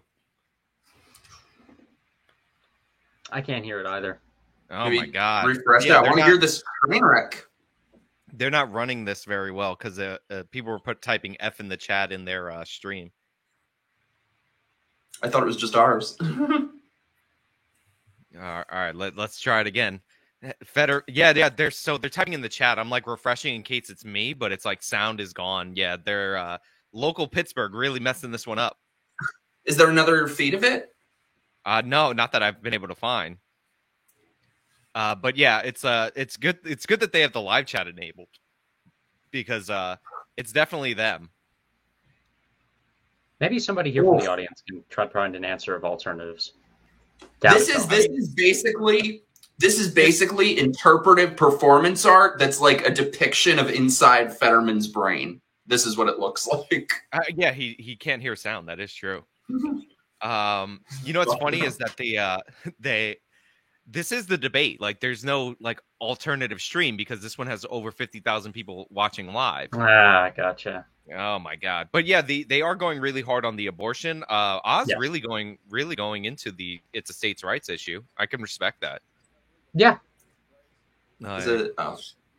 Yeah, I've been helping out with some congressional elections, volunteering as a committeeman for congressional elections in New York.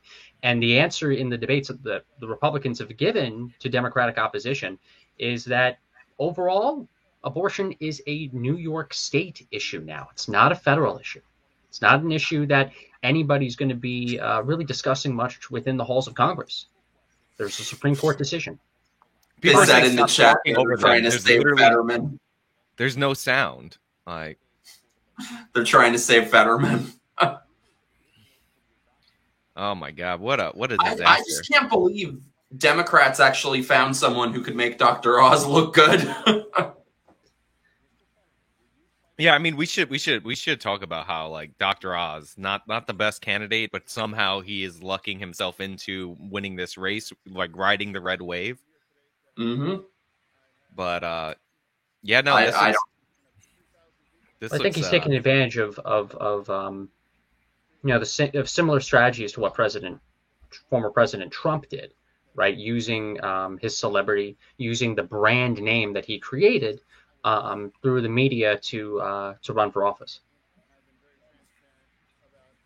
That's actually a really good point because when Trump ran in 2016, I didn't trust him and I thought he would get into office and do the exact opposite of what he said, and I was wrong. So maybe I'll be wrong because that's exactly what I think about Dr. Oz. So maybe I'll be wrong with that too.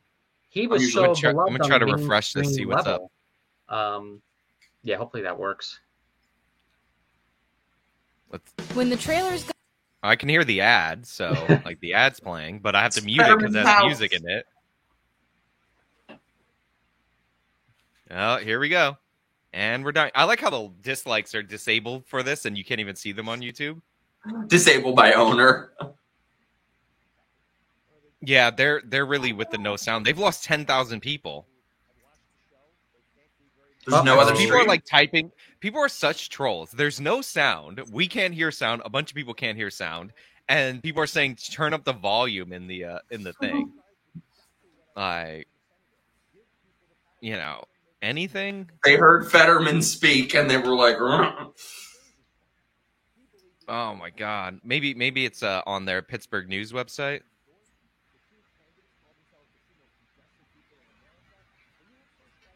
I'm looking, folks. I'm trying to save it. I'm trying to save the show. I completely agree with what Rex said in the chat that I would totally expect Dr. Oz once he gets in to support red flag laws and a bunch of stuff, but he's all we got, An unreliable potential friend is better than a sworn enemy who can't even form sentences. Yeah, I mean, right now we need more allies. Somebody has put in a link in the chat. Let me see if I can hold that.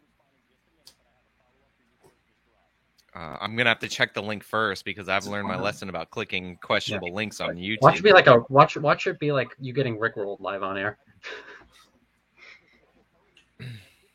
Somebody was telling me to stream snipe somebody else covering the debate, which is making me laugh.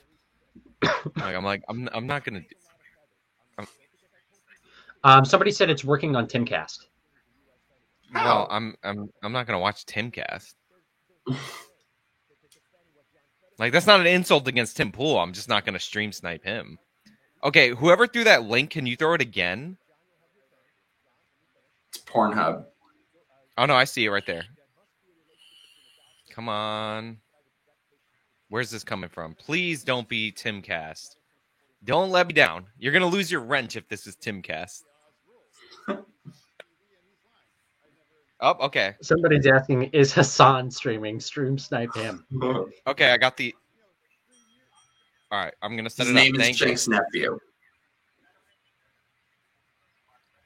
All right, we're bringing it up. You saved the stream.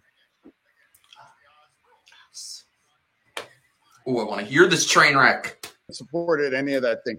You know, he keeps talking about Bernie Sanders. You know, 3 years ago, he was on his show and he hugged him. And he 83 said, people watching, meaning we're 10xing them right now, guys. You live in Vermont instead of Pennsylvania and run against Bernie Sanders, because all you can do is talk about Bernie Sanders, because my truth is that healthcare is a basic fundamental right. And I believe in expanding that. And I believe about supporting healthcare, the kind of healthcare that saved my life. Dennis, that was dishonest. He explicitly supported socialized medicine. We have a lot of topics to get to. I think we did this. Lisa, you go ahead. We are going to move on to the next topic, and this has come up earlier, and that is the issue of fracking. He can't afford me. Pennsylvania only trails Texas in terms of natural gas production. Both of you have taken shifting positions on the issue of fracking. Mr. Oz, we begin with you. God, guys, be nice to You wrote a column in 2014 calling for no fracking pending health study results. But in a video posted on social media in March, you said, quote, natural gas guarantees high-paying skilled jobs right here in Pennsylvania. This is why Dr. Oz so sucks, back off because Biden, he's in favor of all this lefty crap in his history. Mr. Oz, please explain that changing position. 60 seconds. I've been very consistent. Fracking has been demonstrated. It's a very old technology to be safe.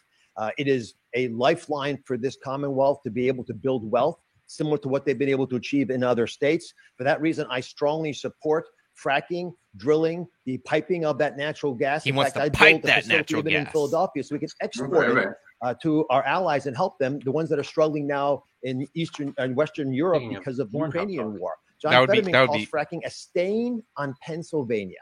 He says that he would sign a moratorium to ban its continued use. He's against pipelines. He supported the vote against the Keystone Pipeline that ended up shutting it down. He supports Biden's desire to ban fracking on public lands, which are our lands, all of our lands together. This is a extreme position on energy. If Orange, we're going to read the chats after the show. It would help everybody. Why John Fetterman is so rigidly stuck on fighting against energy companies is stunning to me, because it's the jobs I want. Tens of thousands of high-paying jobs to help Pennsylvania. Thank you, Mr. He would frack that pipe hard. Mr. Fetterman, I absolutely support fracking.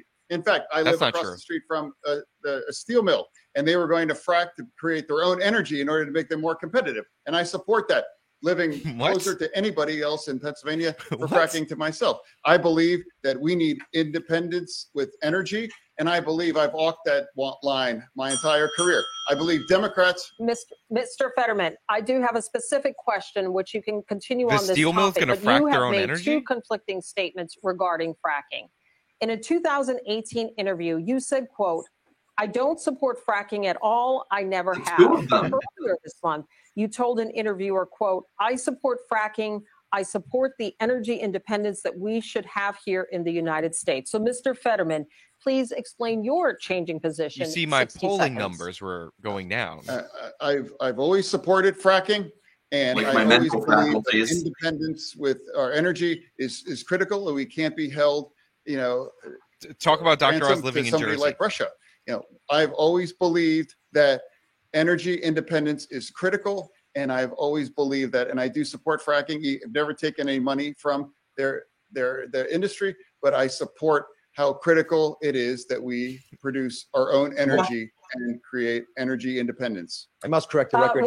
Just a second, Mr. Oz. I do want to clarify something. You're saying tonight that you support fracking, that you've always supported fracking, but there is that 2018 interview that you said, quote, I don't support fracking at all. So how do you square the two? Listen, I had a stroke. I do support fracking, and I don't I support fracking, and I stand. And oh my God! Fracking. Okay, I'm sorry, Lisa. But there's not just a statement you read. There are multiple pictures of him signing a moratorium. We have to move on. But we have to get the fundamentals of the truth out here. John Fetterman over and over again took positions against energy. We have a lot of topics. You will have a chance to have that in your. Give me one comment then. The energy industry is living in fear of John Fetterman. I want to know why. Mr. Oz, we want to now turn to public safety. Go on. Republicans have called you dangerously soft on crime. The Pennsylvania State Troopers Association Bring up the Horton has brothers. Endorsed Democrat Josh Shapiro for governor. But in this race, it endorsed your Republican opponent, Mr. Oz. What is your response to those endorsements? And what is your response to accusations that you are, quote, dangerously soft on crime? You have 60 seconds. No. I believe that I run on my record on crime. You know, I ran to be mayor back in 2005 in order to fight gun violence, and that's exactly what I did. And working with the police and working with our community, I was able to stop gun violence for 5.5 years as mayor. He stopped gun violence since my time as mayor, because I'm the only person on this stage right now that was successful about pushing back against gun violence and being the community more safe. You know, all he's done is just put a plan up on his website in the last 24 hours. He has no experience. He has never made any attempt to try to address crime during his entire career, except showing up for photo ops here in Philadelphia. I will give you 15 seconds to respond to that, and then I have a question. He had no murders in this town of 1800. From Braddock, the small town he represented, endorsed me. They supported me because what he's saying is not true. Violence skyrocketed in Braddock. I mean, the town wasn't in a good shape when John got there. It got worse when he was there. People kept leaving. So, of course, you're going to have, all kinds of aberrations. But, John, the city was dangerous under your leadership. And that's why Mr. Oz, this past summer, Congress passed the first gun control bill in decades. That would not have happened. I need a drink. Without the support of the man you are running to replace, Pat Toomey. How would you have voted on that bill? And would you continue Toomey's legacy as being one of the lead Republicans in Congress on pushing for gun reforms? You have 60 seconds. I have been supported by Pat Toomey. I've enjoyed working with him. I think he's done a wonderful job. There are parts of that bill that I like a lot. For example, I like the fact that there are background checks that are being strengthened now, so we can make sure that people who should not have guns don't get guns. I also like the fact that there was a lot of money invested for mental health, which is an important part of the equation. I've been to Philadelphia. I've done prayer vigils with Black clergy leaders who are desperately trying to save the people in their community. Half the murders in Philadelphia are committed by people under 18. We have got to get mental health services to these people, and it's not happening now. But part of the problem is that we have taken away the ability of police to do their job, and that's on John Fetterman. Cheers, Mike. Because John Fetterman has taken such a harsh position against them. He's undermined them at every level, taken away some of their funding. He's pushed for Krasner, who he admires tremendously, and he's spoken highly of him just this week. He's taken his policies to a new extreme. He's argued that people should be let out of jail without any bail, no matter what they did to get in there. He's argued to release 1/3 of all prisoners. 1/3 of all prisoners out of touch. Quickly, 15 seconds. Would you have voted for that Pat Toomey supported bill? I would have tried to improve that bill. There are things that I think most of us appreciate. I wasn't there at the time, so I can't speak to what was possible. But I do know there are parts of that bill that do make sense, and the ones I described should be followed. Let's see how it works out.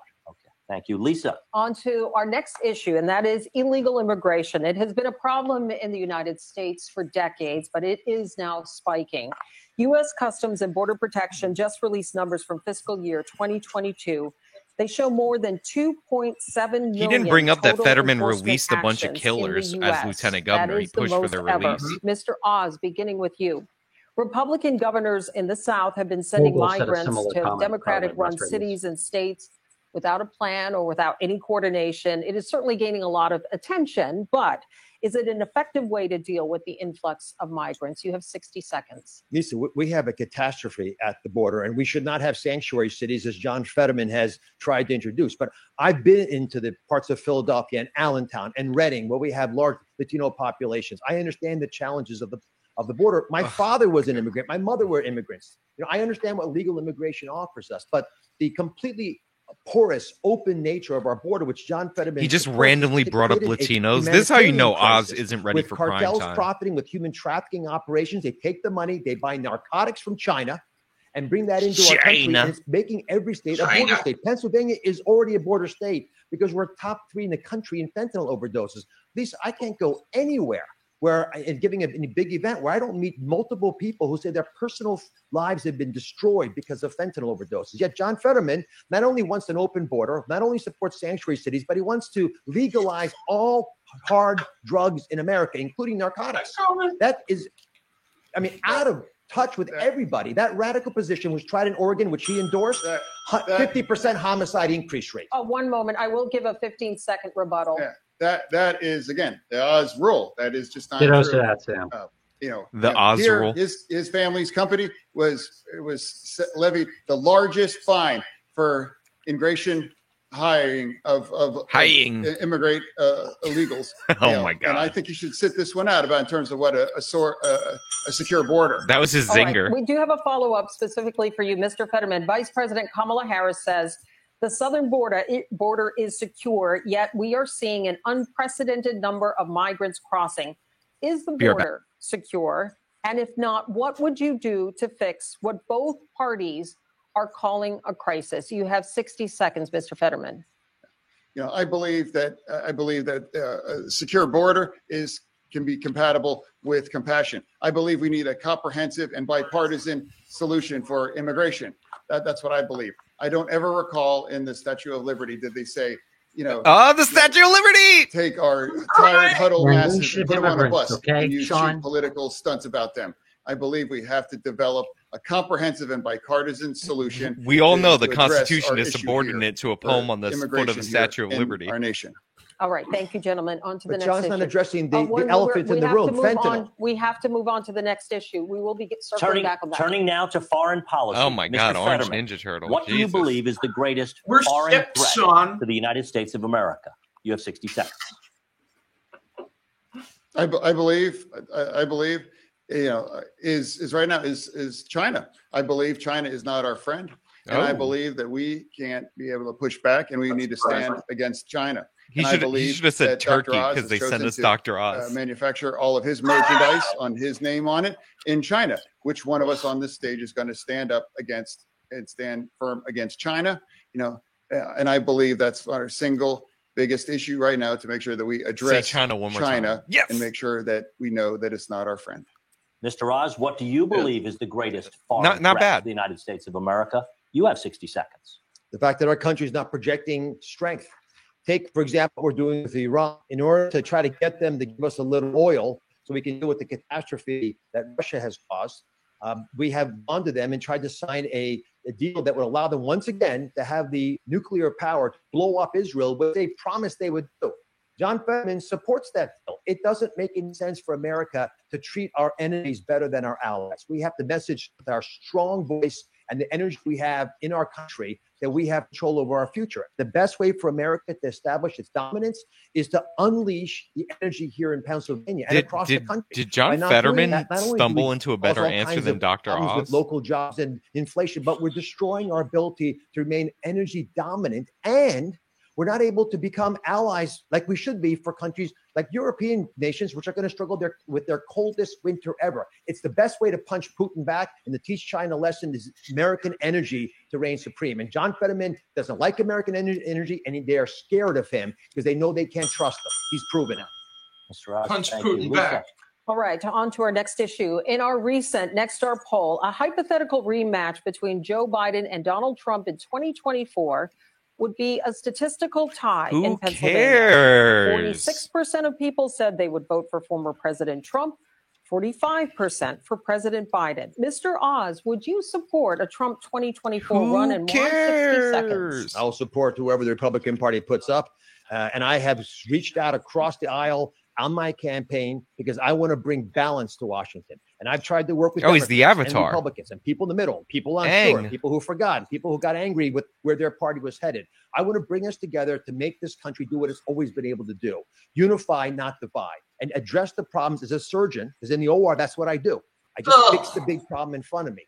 John Fetterman, however, cannot go to Washington and work with the other side because he doesn't even get along with his own side. He criticized Joe Biden for not spending enough money and not sidling up close enough to Bernie Sanders. He says he won't work with Joe Manchin. He said, if you like Joe Manchin, don't vote for me. So if you're picking fights with your own party, you're not going to be able to reach across the aisle to the other side. His extreme positions have made it untenable for Republican lawmakers. Send someone to Washington who understands the importance of balance, sensible decision-making, and a common sense approach to the challenges that we all face. That's not John Fetterman. Mr. Oz, Donald Trump has supported you. He has endorsed you. Why won't you fully commit to supporting him in 2024? Oh, I do. I would support Donald Trump if he decided to run for president. All right. But this is bigger than one candidate. This is a much bigger story about how we are going to build a bigger tent to let more Americans feel safe. Are you concerned about the ongoing legal investigations involving the former president? 30 seconds, sir.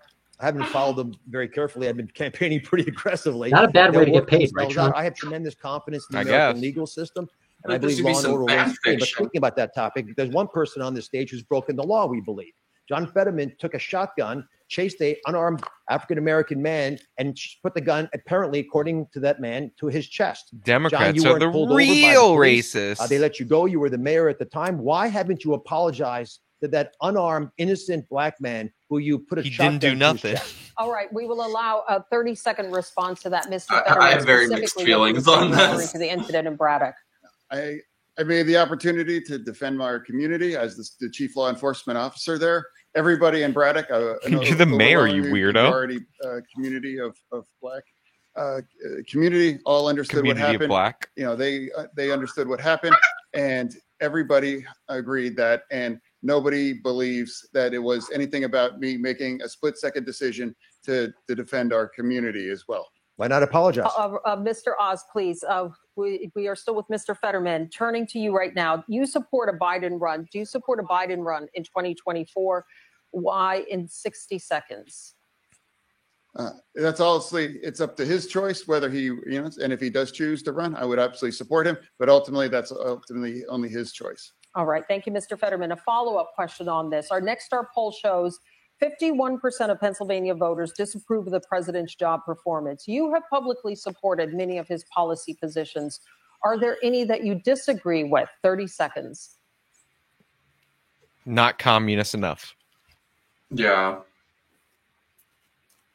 No, I just believe he needs to do more about supporting and fighting about inflation.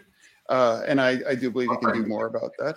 But at the end of the day, I think Joe Biden is a good family man, and I believe he stands for the union way of life. And I believe that unemployment is already down to the lowest level in the last 50 years. All right. Thank you, gentlemen. Dennis. Let's turn now, gentlemen, to the issue of Social Security. It is only fully funded through 2034. Many Americans are worried that they will never receive their full benefit or have to accept cuts to their benefits. Mr. Fetterman, how are you going to make sure it is there for them? You have 60 seconds. We need to make sure that Dr. Oz and the Republicans believe in cutting Medicare and Social Security. I believe that they have to support and expand Social Security. And if somebody sends me to Washington, D.C., I would support and stand and to support security, Social Security. Okay, thank you, Mr. Oz. Same question to you. How are you going to make sure that Social Security is available for future Americans? You have 60 seconds. We made a deal with the wonderful seniors of our nation. They worked their hearts out. They paid into a program. No one's going to touch it on my watch except to make sure that it's stronger than it is right now. Social Security, Medicare, which I know a lot about as a doctor, are the fundamental element of security for our seniors, and they deserve to feel like they're valued by our nation. John Fetterman, again, has been running ads and saying that I'm against those with no proof. Against. He really can't say against. It's weird. Than what I'm saying to you on this stage. But in an effort to fearmonger with people who are older and can be taken advantage of, he'll run these ads. John, it's reprehensible, but it's also reflective of your approach to doing these things. You haven't shown up on the campaign trail. We're never going to get an answer on Social Security. Once on the campaign trail, you haven't answered questions from media. It's running out of money. What are you going to do? Nobody wants to touch it. Just to show off that you could do it. And this is the only debate I could get you to come to talk to me on. And I had to beg on my knees to get you to come. And if it wasn't for Dennis probably getting involved, don't talk about begging on your knees. Seniors need to know more about your radical left positions, and I need to be able to tell them about my positions. That's what democracy is built on. We exchange ideas, the voters decide. You have hidden from it. Mr. Oz, I'm going to let you have 15 seconds in a moment, Mr. Fetterman, but can you give us a specific example of what you would do to protect Social Security? Well, for one, we have to make sure that it adequately increases with the higher inflation rates that we have. So we got to make that 4% of wasted money that right now is in the budget redirected appropriately. And one of the first places that I would use it is Social Security and Medicare. And here's the reason.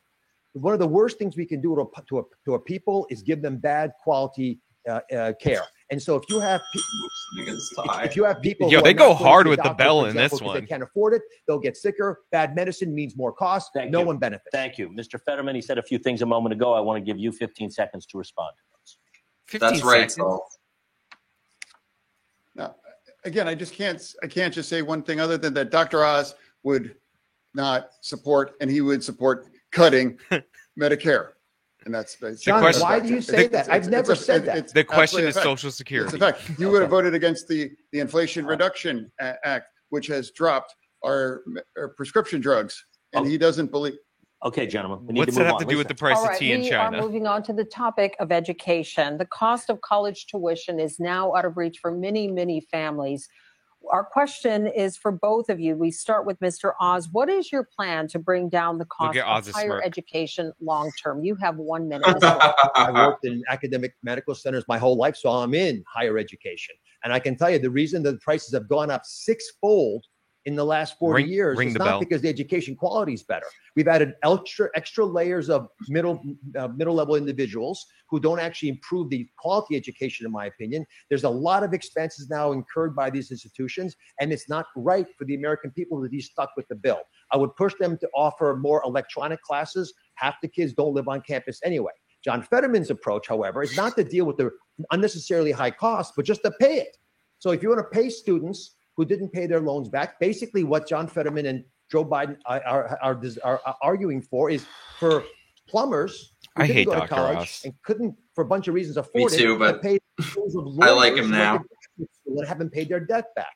I don't think that's he's like, please ring the bell because I'm stumbling. Want a fair system. Drop the cost down by pushing more value for the money we're spending, and then ensure there's a how hard is it to say the federal government is bidding up the cost of tuition? All right, I will allow a 15-second rebuttal specifically on the issue of student loan debt, which Mr. Oz was referring to. Mr. Fetterman.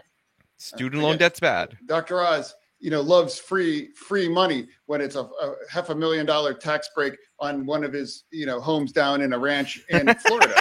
And whether it was a $50 tax break, about his farm in Montgomery County. So it's about supporting and helping, young earners, young students to give them a break. I believe that supporting. All right, let me just ask specifically. She's like, with enough, the plan to ease student loan debt, the debt forgiveness of $10,000. $20,000 for Pell Grant recipients. Do you support that position? I do absolutely support that. I believe, like I said, it's about helping young learners, be able to get a better start, getting off in the start of their life. And I do believe that. And I believe a majority of Americans support that as well, too.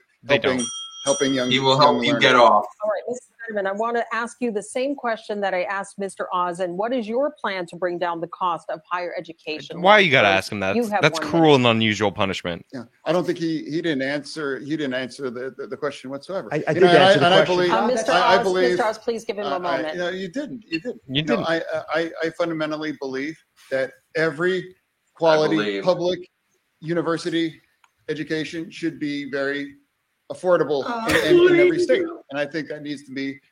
How would you bring down the cost? I believe it should be affordable. Sure have you thought about that? Be able to afford to go to get a 4-degree university degree, at Penn State or at Pitt or any state schools to make it much more affordable, and that means acquiring a significant investment to make sure and create it affordable that every family can afford. How exactly, Mr. Fetterman, do you propose doing that to make it more affordable for families?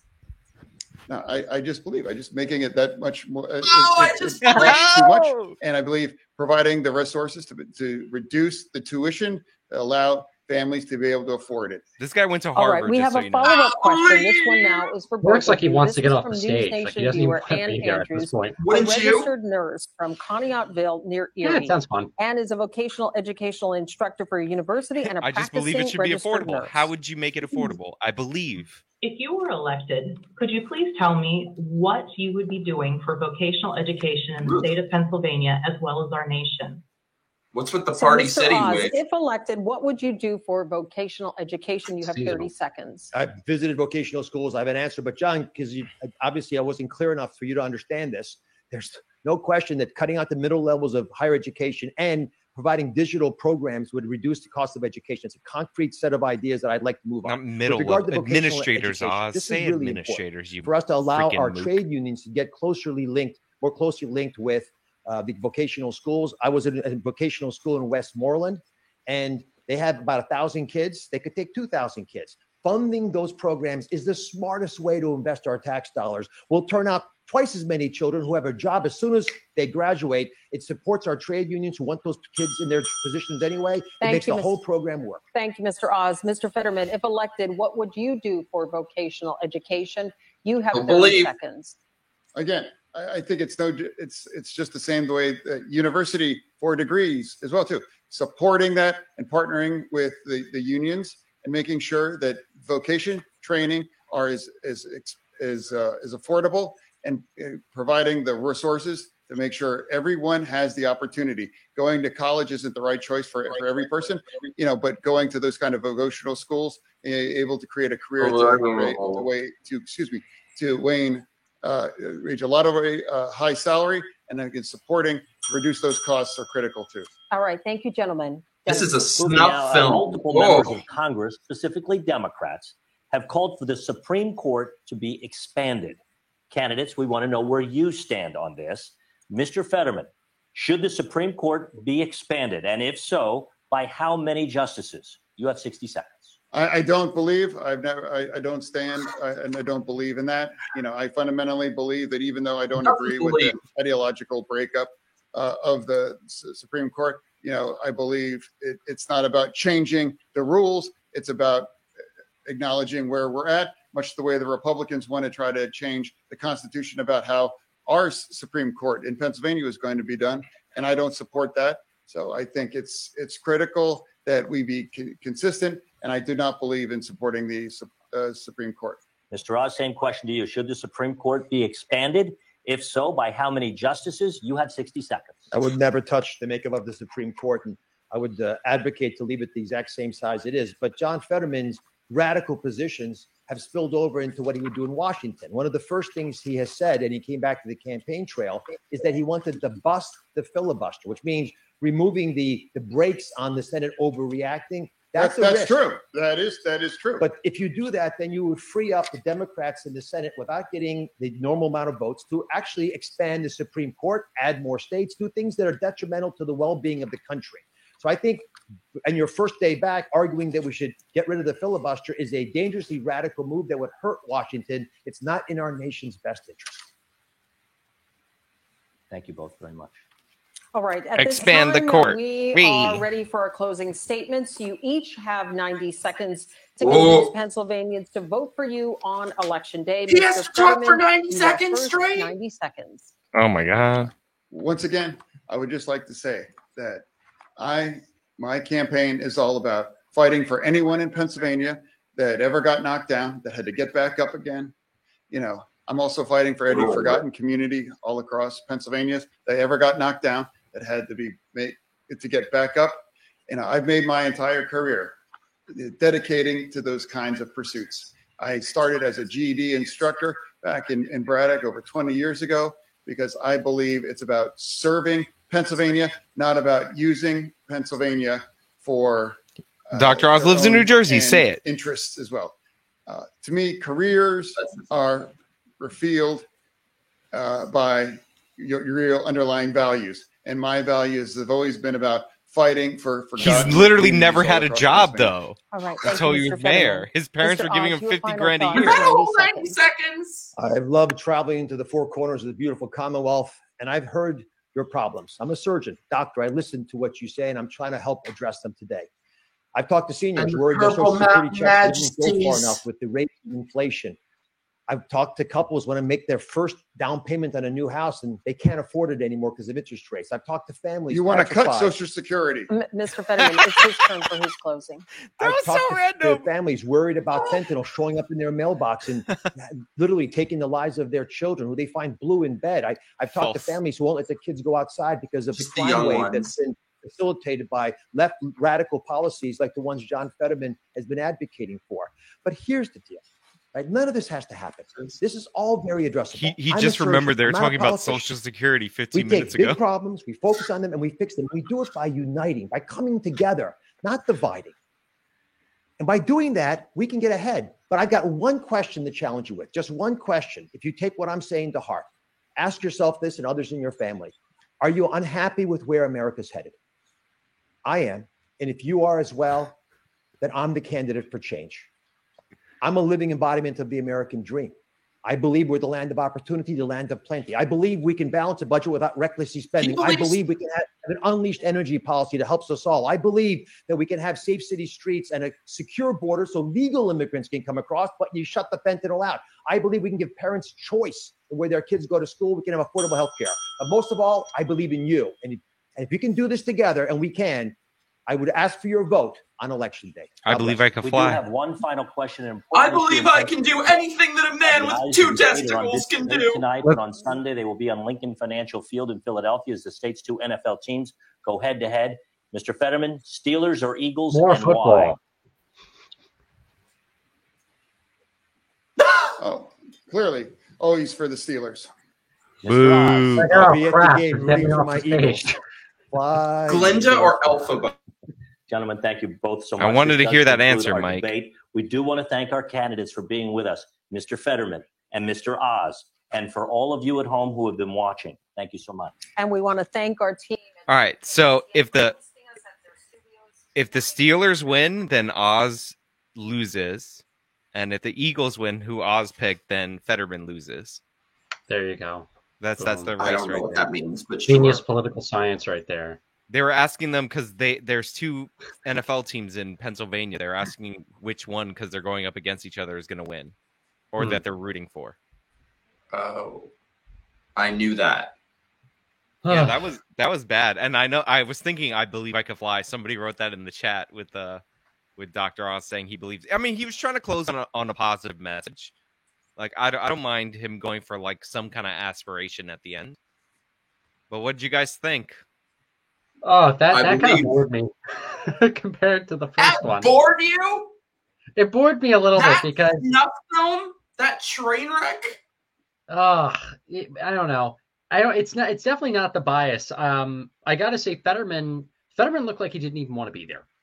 Fetterman looked like he didn't care. He didn't really give a darn about standing up for his previous statements. You know, compare that to Oz, who actually was quite passionate, despite the fact that I know there's some disagreement on Oz and his policies here. You know, even Hochul, you know, in the New York debate, way more passionate than Fetterman was. Even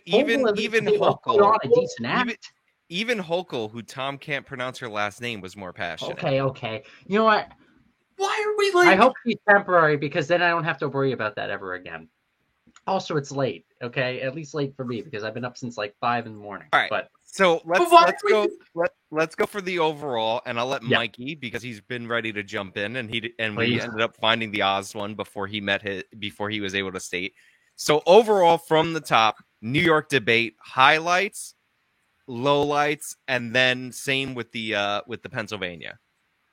Mike. Oh God! Well, first of all, I just have to say, like, why are we even comparing, as horrible as she is, Hochul to Fetterman? I mean, Fetterman, it's like Humpty Dumpty. I mean, there's nothing. I almost feel sorry for him. If he was, if there weren't a potential that he could get power and be a vote for Democrats and continue the trajectory of what's happening, I would feel sorry for him. But him and Biden, I'm beyond feeling sorry for. Anyway, though, New York. Like I was saying, it's unfathomable. Right, how about we do this? Highlights, lowlights for Hochul and Zeldin individually. Like best moment, worst moment. Ooh. Hochul. What would be a highlight for? I mean, her teeth didn't fall out. That's a good thing. Her Botox didn't melt. What was a good thing about Hochul? Yeah, I'm trying to think of that. How about Zeldin, and then we'll go to Thomas and we'll ask him because he took notes. Zeldin was pretty. I think Zeldin was good. He wasn't spectacular. He very much ran as like sort of middle of the road which I guess is what you have to do here. But he was very strong. I wish he would have taken it to her a lot more on the lockups, on the Supreme Court decision that just happened, that she enforced these mandates over something that we now know was false pretenses. And he didn't even mention that. He didn't even mention her burying the case against Cuomo. There were a lot of things. So I feel like he was kind of, which is strange because it's kind of a toss-up now, but I feel like he was kind of performing like somebody who knows they're going to win. Like he didn't really take many chances. Thomas? So when it came to Hochul, I think her best talking points were about marijuana legalization. This is a losing talking point for Republicans because in the state of New York, recreational marijuana has been legal since April of 2021. And that's not a policy that is going to change either. And not only that, you have a growing segment of libertarians to even social conservatives who are starting to get more acquainted to and fine with the concept of recreational marijuana being legal, especially since there are plenty of people in rural communities in New York State, from Schoharie County to Broome County to places like Plattsburgh, who have people that are benefiting from marijuana usage. I understand where Congressman Zeldin was coming from when it came to, the smell of marijuana and, wanting a clean environment. I get that. I don't want kids to be exposed to drugs either. I want clean communities free of crime. But simultaneously, we have to be realistic. Just like when it comes to the topic of abortion and some of these other social issues, when it comes to marijuana, Republicans, especially in the state of New York, need to get on with it and kind of grow up on the topic. Right. I would say I don't like Zeldin's answer on marijuana because it was like, I walked by and I smelled marijuana outside. It's like, well, people are allowed to smoke outside. Like, it comes out very nanny statey. But I don't think marijuana is like a number one issue for New York. For me, abortion, he got a little dodgy and a little questionable. And you would think because this Hochul has two lines of attack, January 6th and abortion, he would be better prepared for that. I think for Zeldin, like, highlights on crime are strong. Him coming at her about the nursing homes in the end are strong. And even the way that he went after the vaccine mandate and pointed out Hochul was not answering were all good moments for him. And I do think he was taking chances. And to be fair to the legend of Zeldin, he's not like a moderate Northeastern Republican.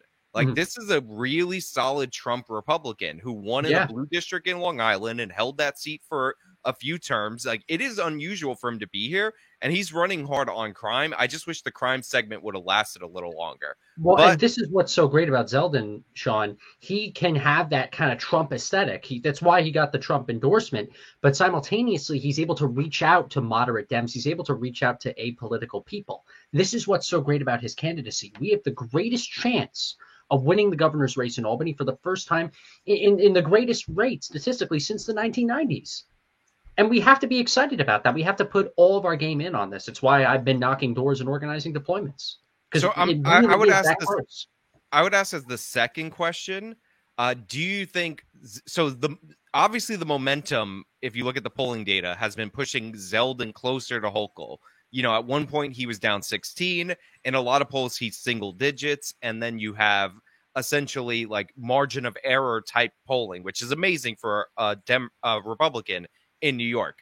Do you think he gained momentum in this, lost momentum, or no change at all? And keep in mind, this was a debate that was specifically on the Spectrum Network, and maybe not a lot of people saw it. Mike, I don't know if you want to go first. I would say you gained slightly. I mean, she did nothing to push him back. All she has is Trump, January 6th, the illegal gun, the teenagers with the illegal guns in the alleyways.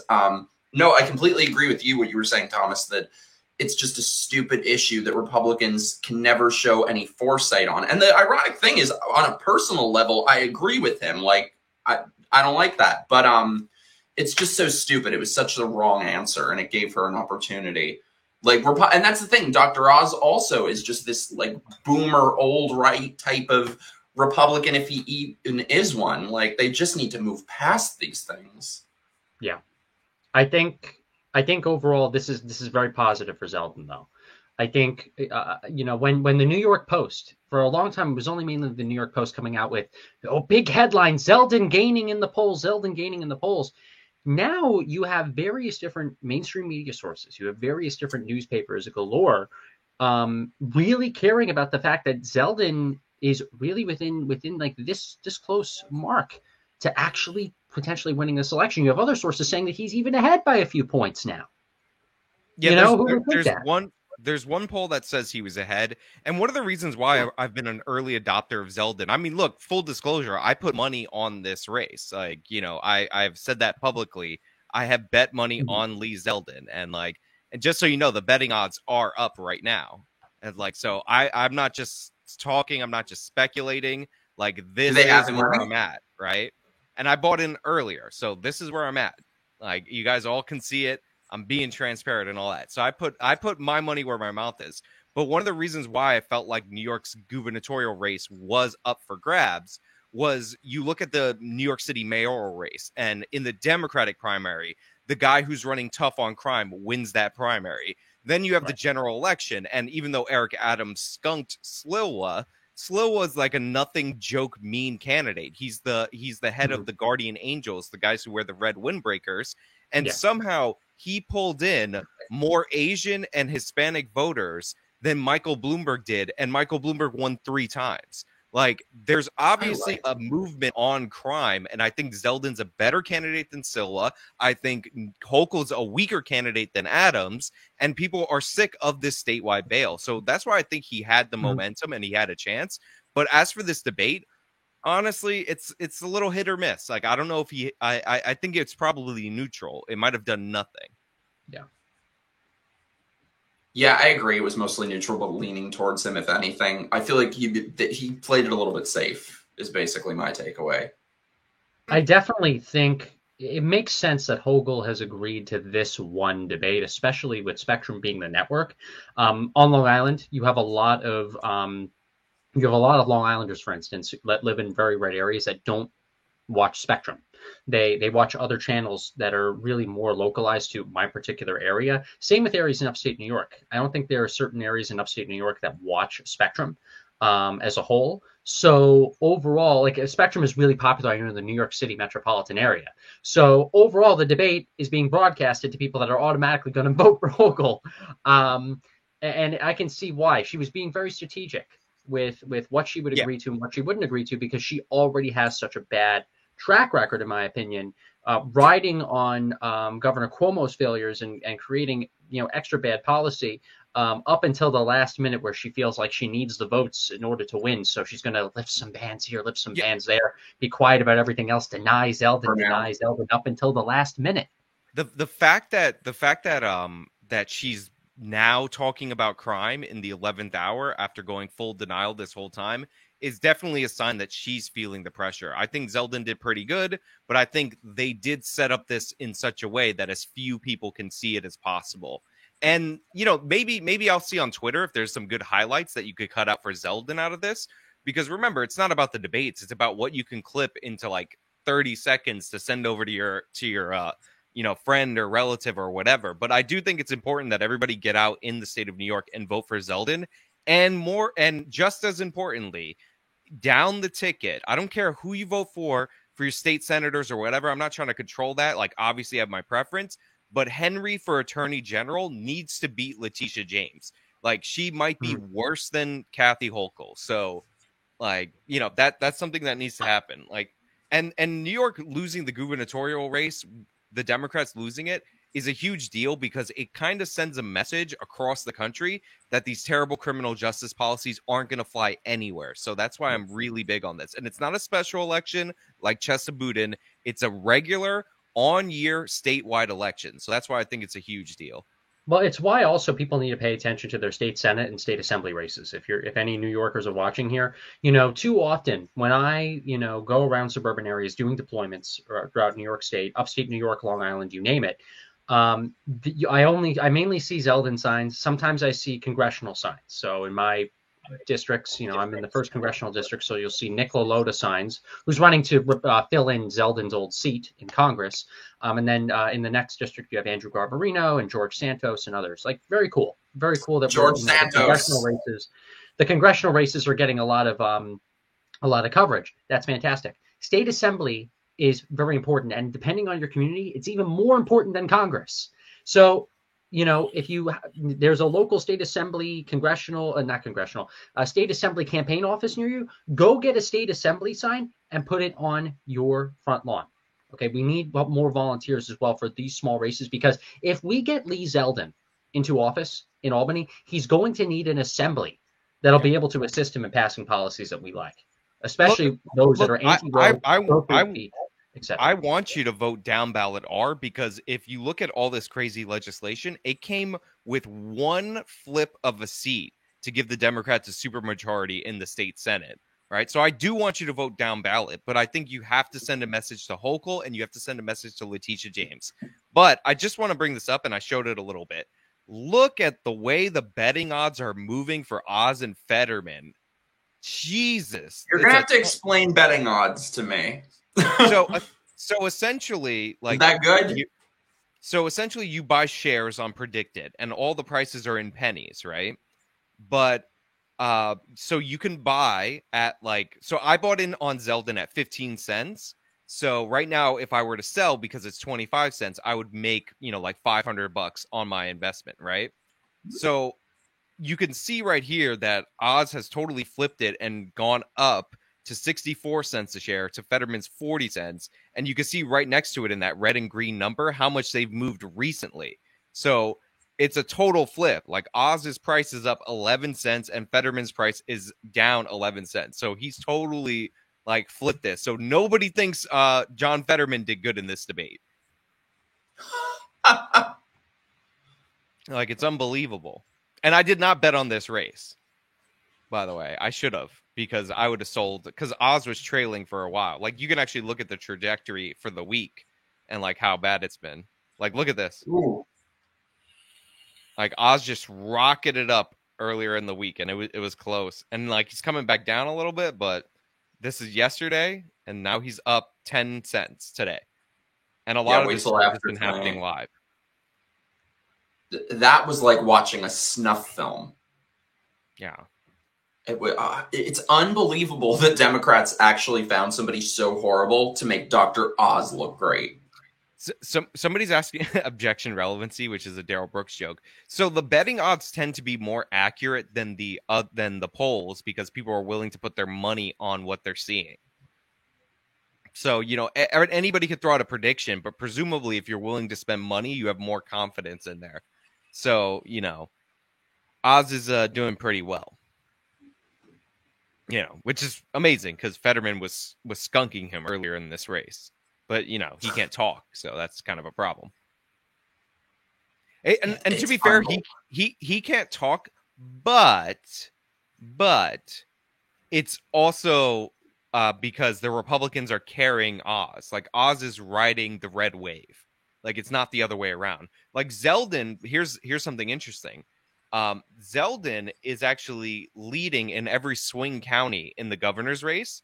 So Zeldin's coattails are going to push the Congress more Republican, overall, because he's winning all those counties, and down ballot, he's going to get some help.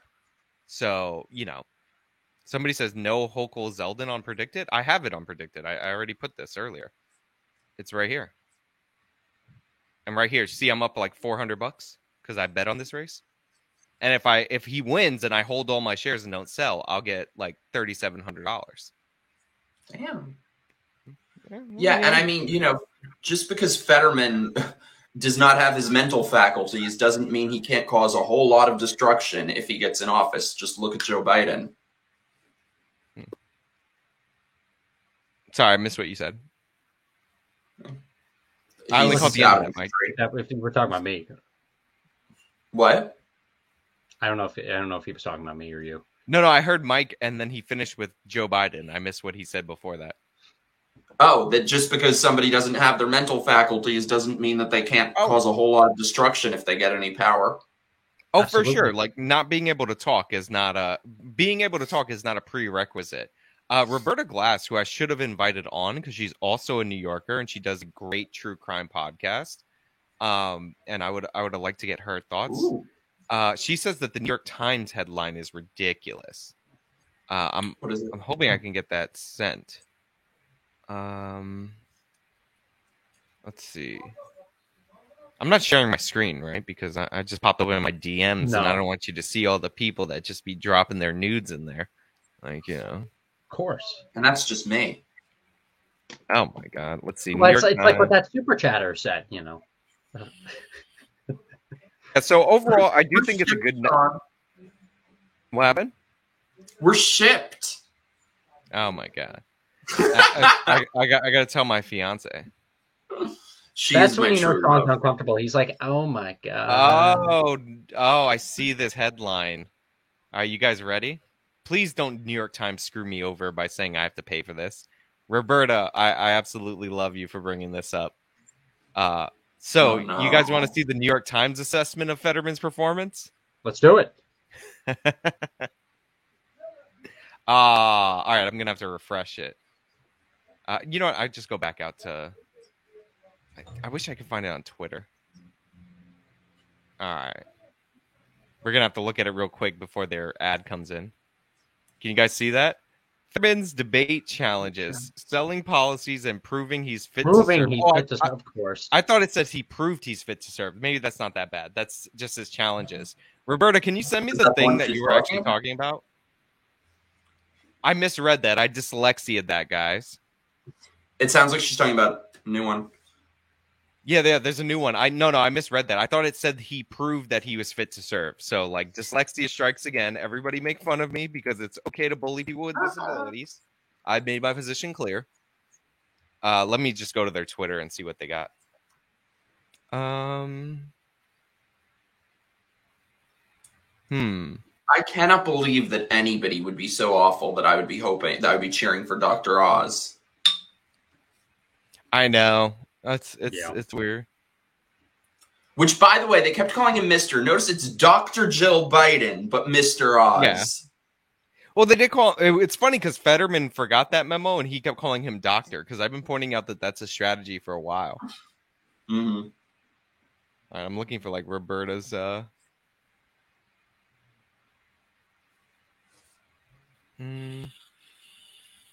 Oh, that was the headline you're talking about. Oh, but they were just saying it's a challenge for him to be fit to serve. Like, they weren't actually asserting that. I thought they were asserting that, and I thought that was wild.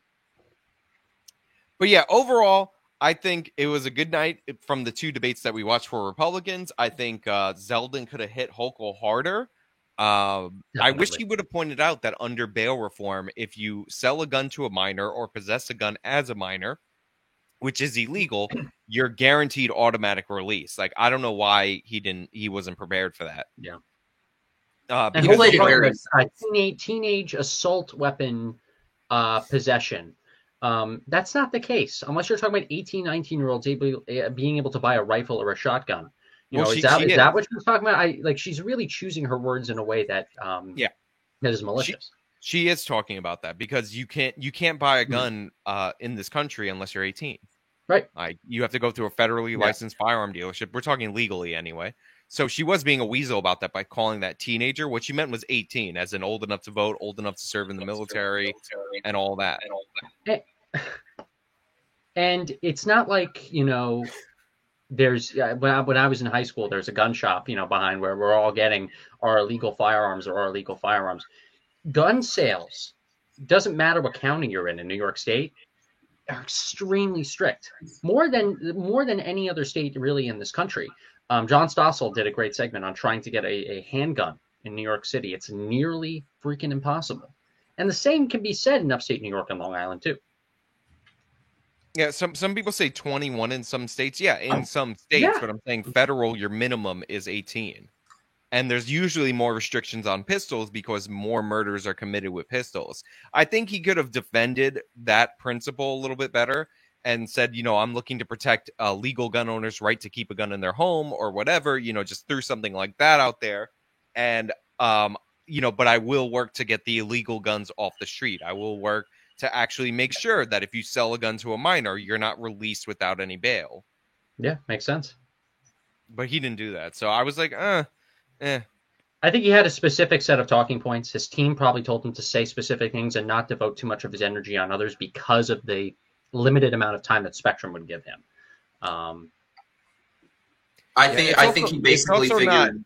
To be clear, it's not 1 million self-defense shootings. It's over 1 million defensive uses of firearms, and it's really between 300,000 and 1 million, according to the CDC estimate.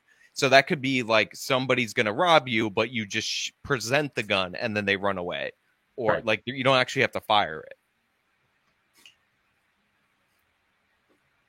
Yeah, I think Zeldin basically figured he's trending upwards, so just don't rock the boat too much. He had some good moments, but I just wanted to see him give it to her. No, I think he did. I think he did win the debate. I think he hit her hard, and she was stumbling, and she retreated to the generic talking points more than he did. He had one moment in particular where he mentioned state trooper, and then like weirdly was like, my family state trooper. It was like a weird robot moment, and I was like, ugh, like that was icky looking, but it was not it was not a bad showing for him overall. And they hit Hochul pretty hard on a few things, like the Buffalo Stadium thing. I think the casino thing he totally flubbed because he gave like a non-answer, and it's like there's 3 permits, if you don't know, for these downstate casinos. And they're basically being auctioned off to the highest bidder. And they set him up with all of these casinos that produce way less tax revenue than expected. Yeah, I think the nursing homes moment is what should be clipped for him when he talked about people who were dying without being able to see their loved ones and all that. I think that was definitely his best moment.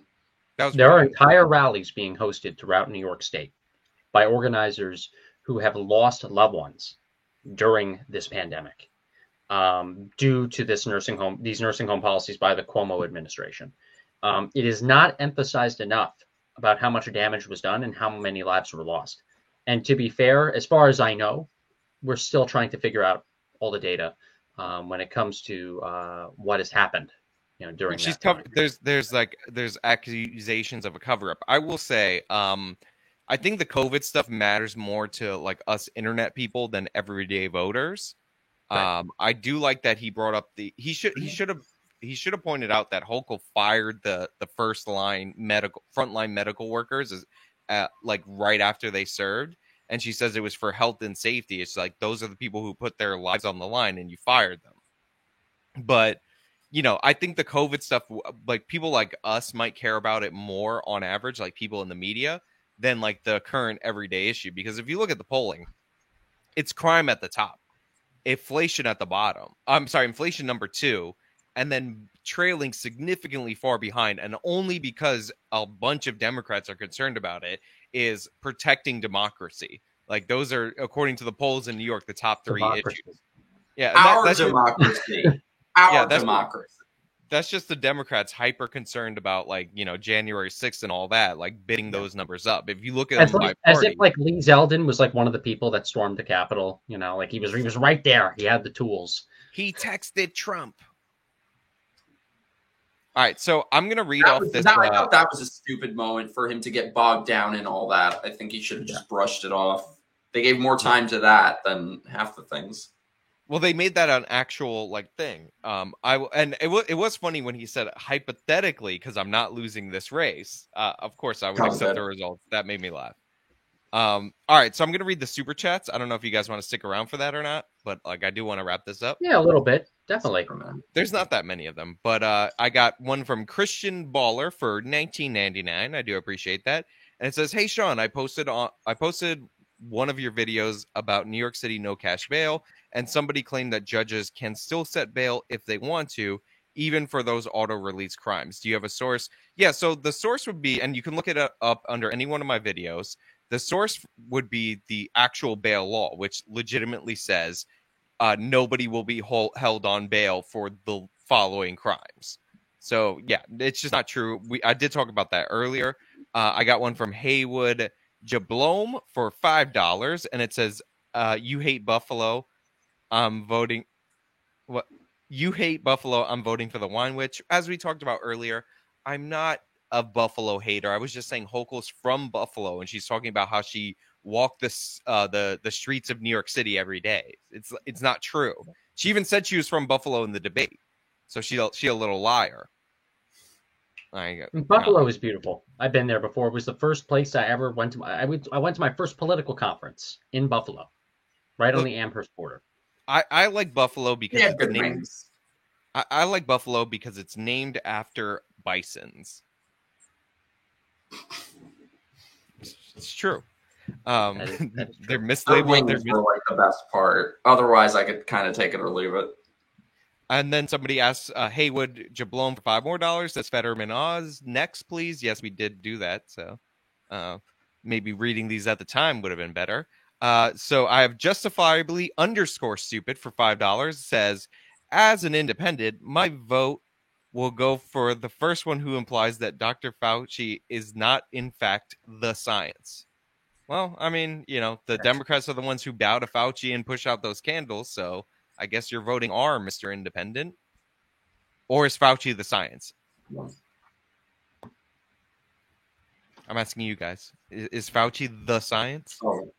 I was just going to say I'm a little upset about Trump keeping him around, so there's that. However, we just all have to coalesce with Republicans. You see what the alternative is. If you're somebody like us who's living in a blue state, you are seeing every day what the alternative is. So Republicans are less than ideal, but we can improve them. Just vote for them. That's my pitch. Yeah, I'm a little overall upset about the fact that Republicans don't embrace the idea of liking science as much. Obviously, this is something I do in my career quite often. But I think if we... 1 second, actually. What, did he just die? Okay, he died. So I'm going to go to the next super chat. Science got him. Yeah, science got him, that technology. So Rude Trav for $5 says Biden has been sending illegals to Long Island and upstate. That is true. And Lee Zeldin brought that up in the debate, which was good for him. And he pointed out that Hochul didn't talk about that. And then we have Joe Biden is a kid diddler. That's the name that sent the super chat. and for $5. And he said, this is Black Sheep, the movie IRL. I don't know what that's in reference to. Orange what? Ninja You Turtle. saw Black Sheep?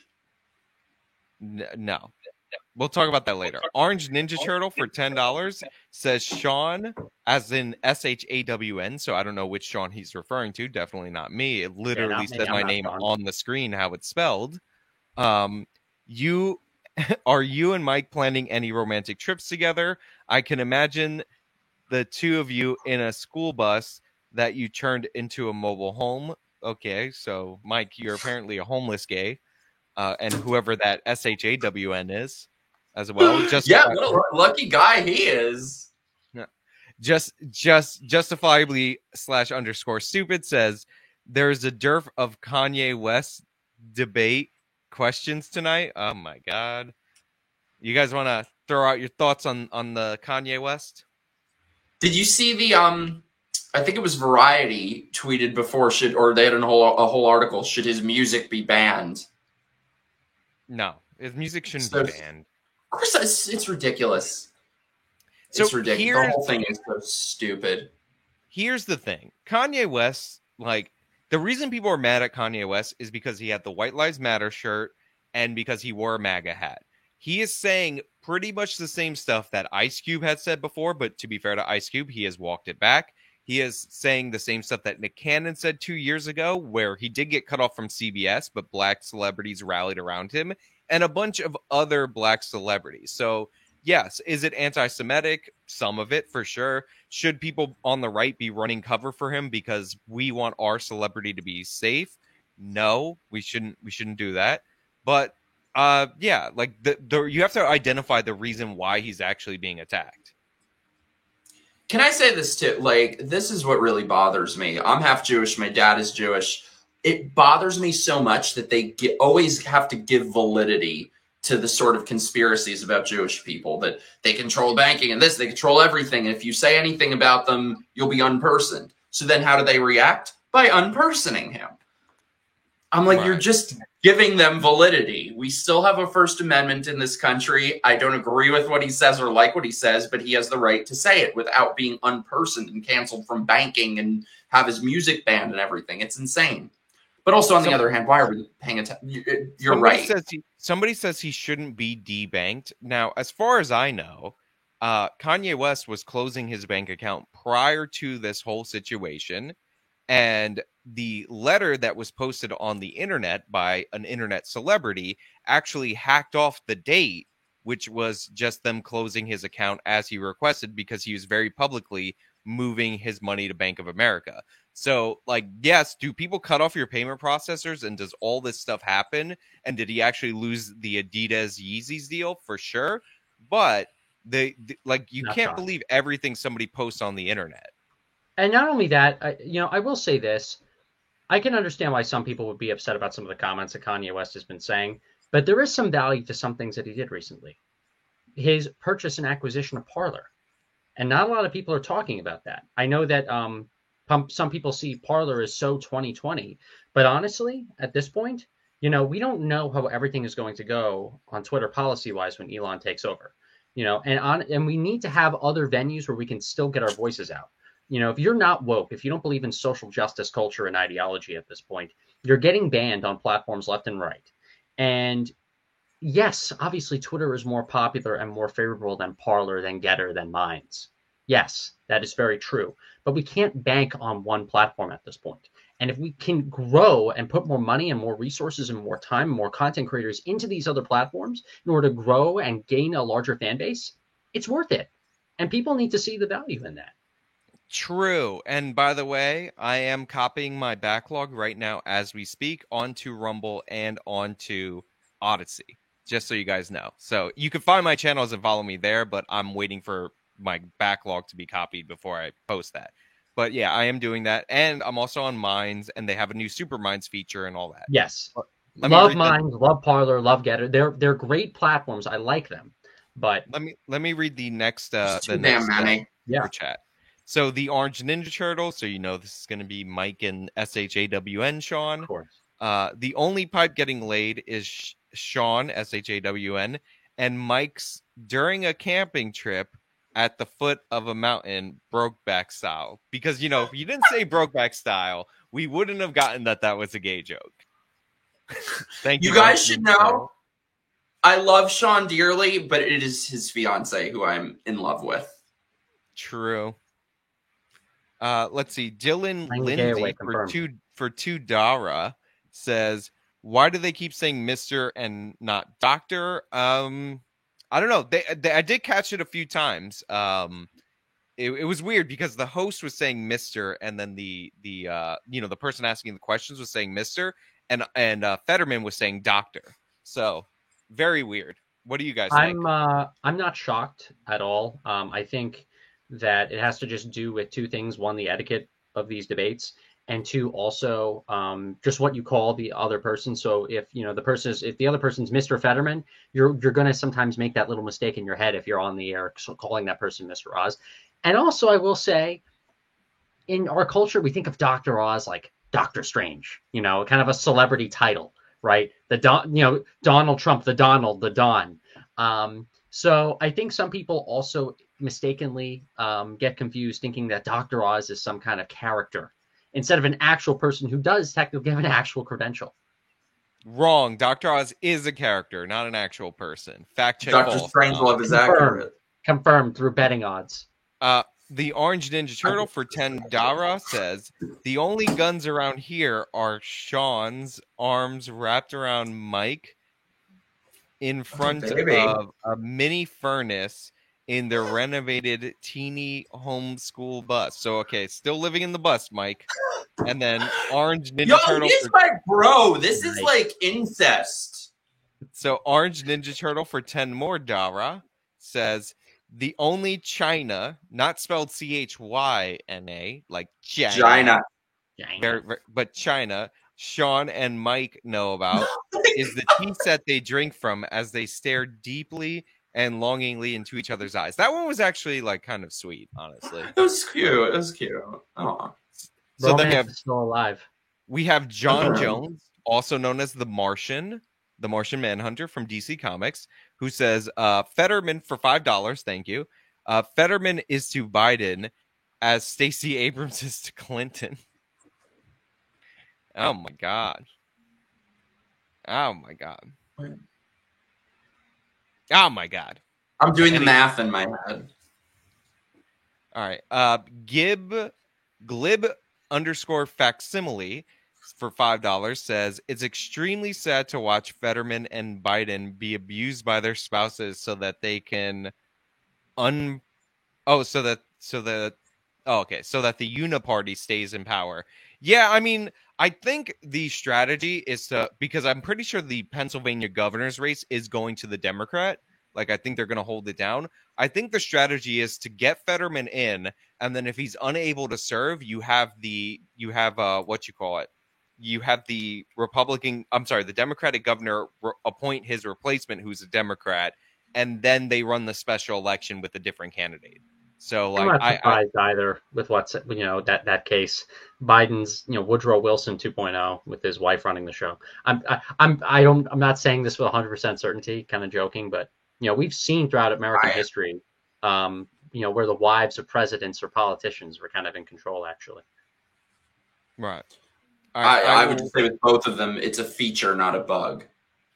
All right. That there's somebody controllable. I'm on the last two, and John Jones, again, the Martian Manhunter, says Fetterman talks like a Miss USA contestant, hilarious, and not here for $6.90. Figure out why he chose that amount. Says, keep the change, you filthy animal. By the way, objection standing. By the way, 420 in chat. Okay. That's objection relevancy. All right. So, Mikey, where can we find you? Because I'm wrapping up. Yes, thank you for having me. I've missed you guys. Find me on the Twitters at not Mike Harlow. And I have a YouTube channel that I'm finally starting to do more stuff with. So it's just my name. So, or you can find me in the bus with Sean. Or in the bus. The Magic Fortnite bus of politics. The Magic School bus. What was it, Sean? Thank you so much for having me. I always have considered you to be a good friend, and we definitely got to catch up more. Everybody, you can find me at Sheedy Tom on Twitter and on other social media platforms. That's SheedyThom. I cover politics, public policy, religion, you name it. I run an organization called Atheists for Liberty. You can check us out on social media too. And thank you so much. See you next time. All right, thank you. And you guys can find me right now because this is my channel already. Oh, also, I did an interview with Kim Klacik's radio show, and you could check that out. Bye. Yes, Mark, I thought I am.